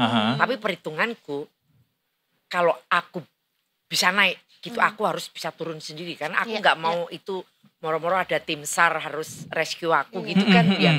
Kayak gitu. Jadi perhitunganku aku gak mau menyusahkan siapapun. Karena kadang-kadang aku lihat kalau di YouTube tuh ada yang digendong pakai sarung, pendaki-pendaki dari Asia Tenggara kayak gitu. Dan aku nggak mau sampai digendong pakai sarung gitu. Tapi persiapannya khusus Mbak untuk ke situ? Enggak juga, aku olahraga intens gitu? Biasa aja. Nah kebetulan memang aku bertahun-tahun, 30 tahun tuh aku seneng jalan cepat. Jalan selalu cepat. 13 km tiap pagi di Amerika. Tiap hari? Tiap pagi. Tiap pagi. Oh itu rahasia. Dan itu kebetulan itu rumahku tuh tinggal nyebrang tuh parknya bagus. Jadi kalau 4 keliling itu 13 km. Mbak, sorry, which part of America di sebelah mana sih Mbak tinggalnya? Saya di state of Delaware, itu state nomor 2 terkecil di US. Ya. Countryside, bukan? Enggak sih, cuman state-nya tuh dulu waktu aku pertama pindah ke situ tahun 2002 itu cuman 1 juta penduduk satu state ya. Jadi sepi, tapi sekarang banyak yang pindah dari Pennsylvania, kan deket dari border sama Pennsylvania, deket ke Philadelphia, border sama New Jersey dan Maryland. Jadi tiap hari itu jalan cepat 13 kilo? Iya. Wow. Sudah bertahun-tahun, jadi kalau misalnya aku ke Indonesia tuh selama kan aku pindah 24 tahun yang lalu. Jadi itu kemungkinan udah bisa sampai ke kontinen di Southeast Asia. Iya benar sih. Iya kalau disatuin tuh ya dicicil sehari 13 kilo tuh. Jadi mungkin juga nggak perlu atau nggak perlu latihan yang terlalu intens juga karena memang juga sudah dilatih daily. Tapi, gitu ya. Itu 4 bulan memang aku sengaja bawa backpack tuh yang beratnya hampir 20 kg. Oke. Jadi berat, yang tadinya berat terus lama-lama seperti ringan. Jadi itu aku hanya mau ngetes itu endurance aku karena ya walaupun nggak nanjak, tapi kan dengan beban kan kita tahu menggeh-menggehnya. Mbak Atik bawa carrier sendiri berarti? Oh waktu di Rinjani enggak. Kalau di Rinjani itu ya itulah. Jadi aku book itu private porter, private hiking. Itu jadi enak. Kalau yang kemarin itu kecelakaan yang orang Brasil itu kan dia itu open trip. Iya benar. Jadi satu guide 6 orang paling 5 orang. Nah itu kan risky juga. Ya. Termasuk Mbak juga sempat lihat juga buat netizen di Instagram ngasih lihat titik jatuhnya mendiang Juliana juga ya. Iya aku lihat. Jadi aku melongok gini memang ya medeni. Medeni itu apa? Ya lumayan mengerikan. Mengerikan. Gitu ya. Dan itu bahasa Jawa. Ngeri gitu. Ngeri. Jadi memang tapi yang sebelah kalau dari puncak itu sebelah kiri memang jurangnya emang benar-benar dalam. Tapi sebelah kanan itu lebih gradual, lebih landai. Dan masih banyak pohon-pohon. Sepertinya enggak ngeri. Kalau sebelah kiri kan memang ini sama Segara Anak. Jadi mungkin dulu explosion apa gimana enggak tahu. Tapi emang itu benar berbatu dan berpasir dan memang itu kan seperti ada sedikit gundukan tanah seperti segini. Itu sepertinya bisa disandarin. Tapi kalau itu kita pegang sedikit itu pasir aja ya. Ngepiur. Betul. Gitu. Jadi mungkin aja tapi sebenarnya itu cukup spacious untuk istirahat situ. Cukup lebar, makanya bukan seperti yang sering dibilang tuh hanya cuman 2 kilan enggak. Ya ini punduk ular gitu ya. Emang jalannya juga kecil kan banget. Pernah lihat kan. Termasuk juga kalau kami tuh pada saat mendaki itu kan midnight ya Mbak, gelap kan sebetulnya. Iya, aku jam 2 malam. Jam 2 pagi gitu, ada yang jam 1, ada yang jam 2 juga. Summit attack itu kan. Jadi mungkin juga ditambah udah ekstrim, gelap, angin pula gitu ya. Jadi kamu pagi-pagi buta juga ya? Iya, jam 2 pagi Mbak gitu. Pada itu enggak tidur loh. Cuman 1 jam tidur mungkin itu pun juga enggak tidur. Cuman makan roti toast gitu, udah. Berarti kan karena kejadian Juliana kemarin tuh ada sempat wacana untuk bikin patokan pagar untuk menuju ke puncak itu. Terus bahkan katanya mau bikin ini ya, lagi ada petisi tuh di media sosial tolak untuk bikin seaplane gitu kalau nggak salah. Kalau aku nggak setuju. Nggak setuju ya? Ya karena gini, yang namanya Mother Nature termasuk gunungan kayak gitu, itu sebenarnya justru manusia yang harus menyesuaikan dengan alam. Bukan alam yang menyesuaikan dengan kita, dengan manusia itu. Jadi kalau aku sangat tidak setuju. Tapi kalau misalnya ada di beberapa titik dikasih untuk safety ini, misalnya itu talinya yang panjang, ditaruh misalnya ada gudang lah, small gudang. Yang aku dengar itu dari itu orang di Gunung Kinabalu tuh udah very organized. Jadi tiap Kinabalu, itu Malaysia, ada ya? beberapa titik tuh sudah ada, bahkan kalau nggak salah ada tangga bagaimana gitu. Iya, betul. Terus semuanya udah disiapin, makan semuanya satu paket. I Ya see. mungkin udah dikelola sama government di situnya ya. Iya, Kayak jadi gitu. jadi juga sudah terorganize juga untuk guide dan porternya tuh memang harus melalui satu kanalnya milik pemerintah juga gitu. Jadi nggak ada Kalau tuh di Kinabalu ya di Kinabalu, betul. Jadi ya karena Rinjani itu kan semakin populer, salah satu the best track in the world kalau nggak salah. Katanya setiap sudutnya tuh indah, Mbak. Indah, Benar nggak, Mbak? Iya, Setuju, spektakuler. Saya ada Bener. rencana tahun depan mau ke sana, Mbak. Sekarang aja, besok. Gak Tapi bisa memang dong buru-buru. bener, spektakuler. Iya. Jadi Iya. kalau apa ya, dibilang ngeri, menurut aku enggak. Jadi kan kita kalau lihat gunung yang begitu spektakuler, indah, ada danau. Itu sebenarnya kan kita harusnya merasa lebih humble, ada humility, kayak Betul. ada perasaan betapa kecilnya kita gitu ya. Setuju. Jadi sebenarnya kalau aku lihat ya banyak sih di YouTube gitu, itu orang hanya hanya untuk cari, Konten. validasi. ya mungkin untuk dapat attention lah istilahnya. Iya. Nah kalau aku ya itu urusan sendiri-sendiri. Tapi Iya. kalau aku nggak pernah sedikit pun aku mau selfie. Ya. Jadi aku benar-benar serius. Nikmatin Gitu. ya setiap Aku memperlakukan pendakianku itu serius. Mhm. Jadi kalau misalnya pas leren gitu istirahat gitu di itu di batu atau yang di letter A itu ya itunya yang itu guide-nya itu ngambil dari itu HP dia terus nanti di-share ke aku. Jadi nggak pernah kepikiran untuk aku mau potret sana selfie-selfie, sini ya. nggak kepikiran sama ya, pokoknya fokus itu aku mau sampai puncak gitu aja. Mbak, ada ini nggak teman-teman penyanyi atau artis yang pada akhirnya kayak mau juga dong kayak Mbak Atik gitu muncak juga temenin atau gimana, ada yang terinfluence kah? Itu aku rasa itu pasti ada lah membuat itu orang Jadi kepengen juga tertarik dan punya keberanian seperti aku kayak gitu. Tapi memang ya kalau adventure itu salah satunya, pokoknya pendakian itu harus diperlakukan dengan serius. Harus itu preparedness tuh harus. Setuju, Mbak. Iya, terus ya memang kalau aku kemarin bener-bener ini over prepare. Jadi kayak mau pindahan ke gunung. bawa apa aja Mbak ke atas, Mbak? Coba. Pokoknya Katanya bawa toilet portable juga ya? Iya. Itu kayak laptop toilet. Mbak, sorry, boleh tahu beli di mana itu? Itu temanku. Jadi aku kasih tunjuk. Malah di Amerika nggak ada. Di Amerika kan itu ada toko khusus itu hiking, camping, namanya REI. Di sini ada kan Ray gitu. Iya, nah itu yang toilet kayak gitu yang portable. Iya, lipat gitu ya. Iya, sebesar ini nggak ada. Pas aku Google gitu, muncul ada. Ternyata ada di Shopee kayak gitu. Oh, bukan impor, bawa dari US. Bukan. Jadi sepertinya itu ya mungkin made in Taiwan, made in I see. Tapi ada ternyata ya. Sampai bawa toilet portable. Searchingnya apa Mbak waktu itu? Toilet lipat? Apa sih? Toilet buat naik gunung. Iya, kayaknya gitu. Soalnya tadi aku searching toilet buat ibu hamil dan lansia. Toilet untuk hiking. Oh iya ada. Emang it meant to be. Oh wow, seru.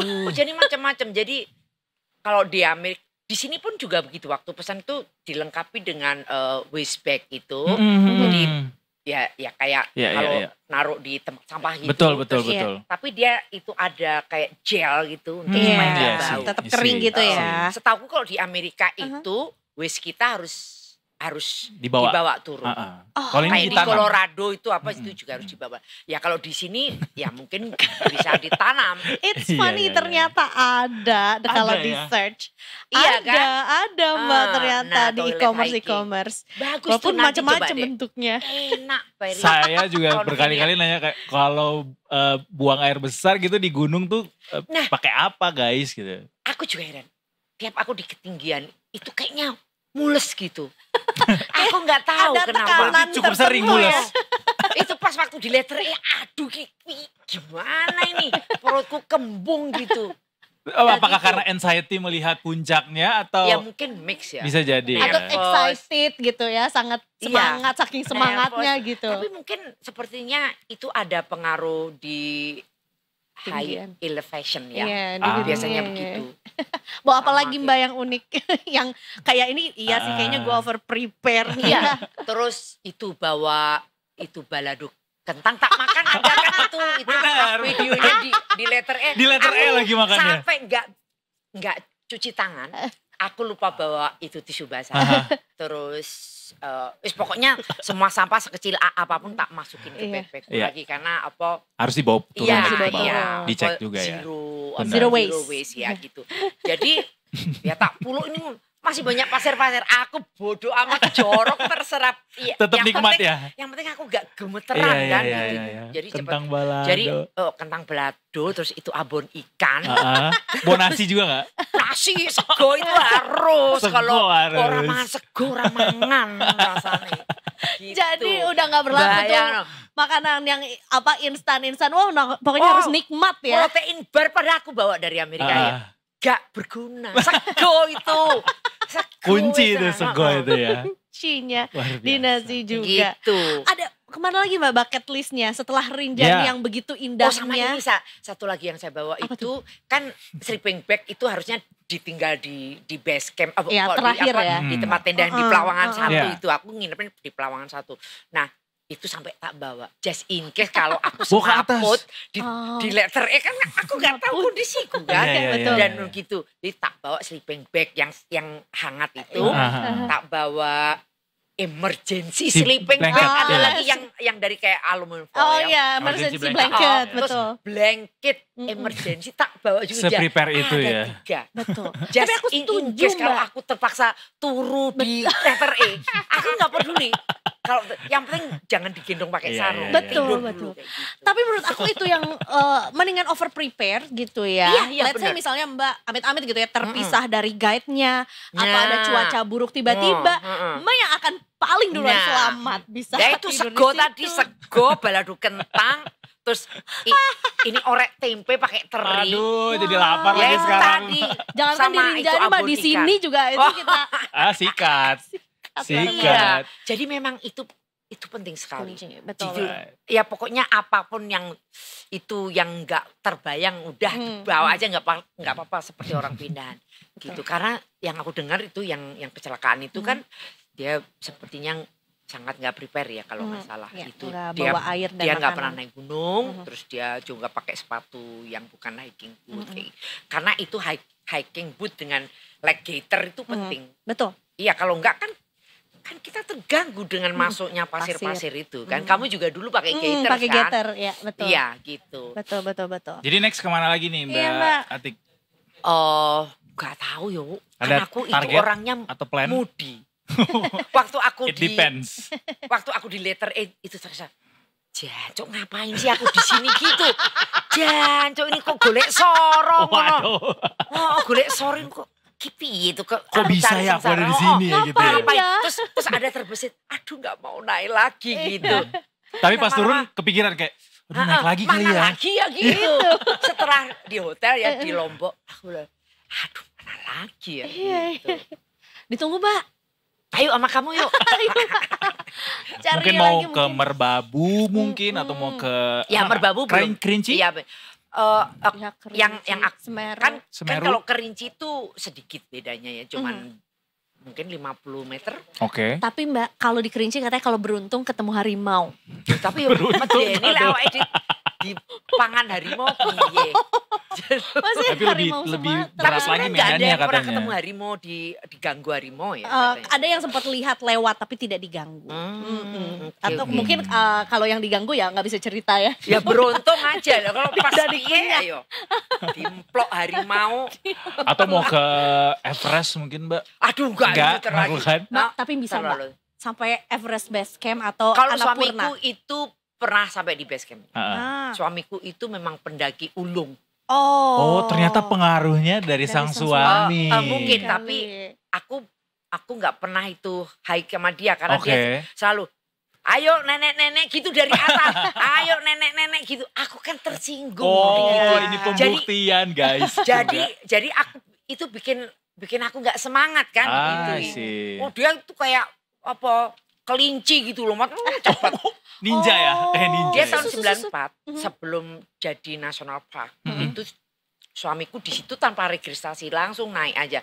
Kan waktu itu jalurnya cuma ada Senaru ya namanya. Yang 60% itu hutan kan Senaru.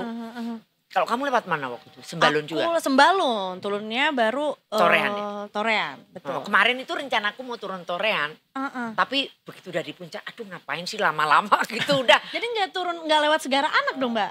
Nggak ke danau. Nggak ke danau, karena ya.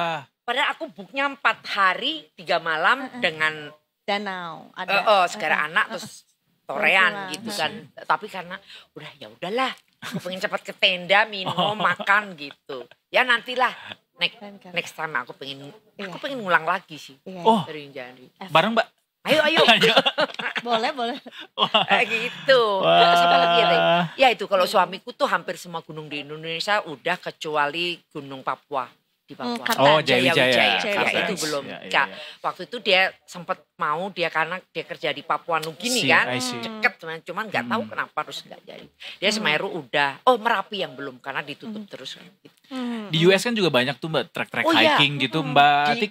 Di US itu ada gunung yang serem juga. Yang sangat berbahaya dan itu jarang orang namanya Gunung Denali. Kalau nggak salah di Alaska. Oke. Oh di sana ada Gunung Rainier, Mount Helen itu tinggi-tinggi. Itu suami Mbak Atik ke situ juga tuh?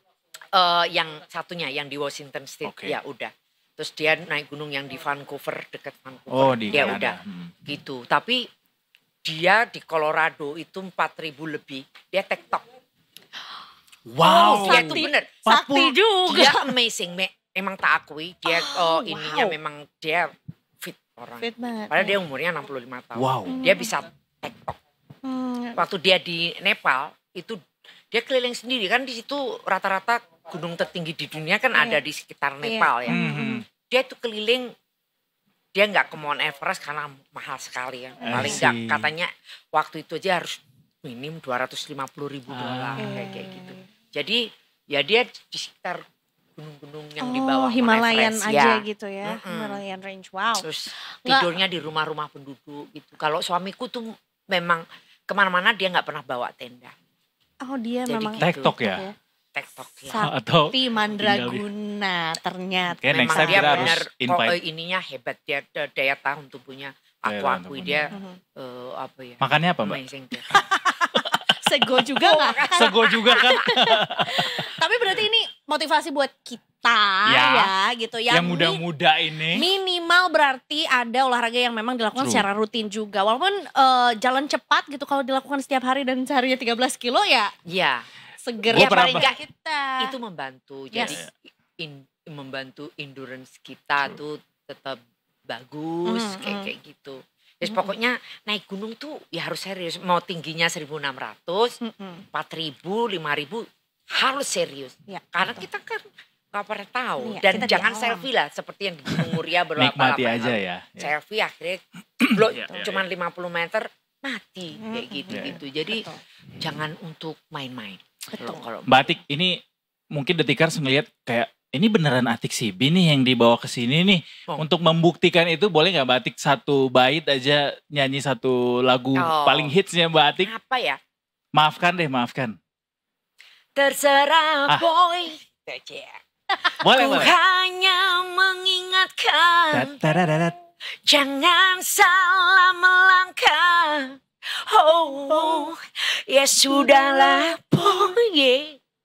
Semoga kau mengerti, di hati masih ada, ada kamu boy. Terima kasih. Jadi ini valid, ini Atik Sibi ya. Detikers ya.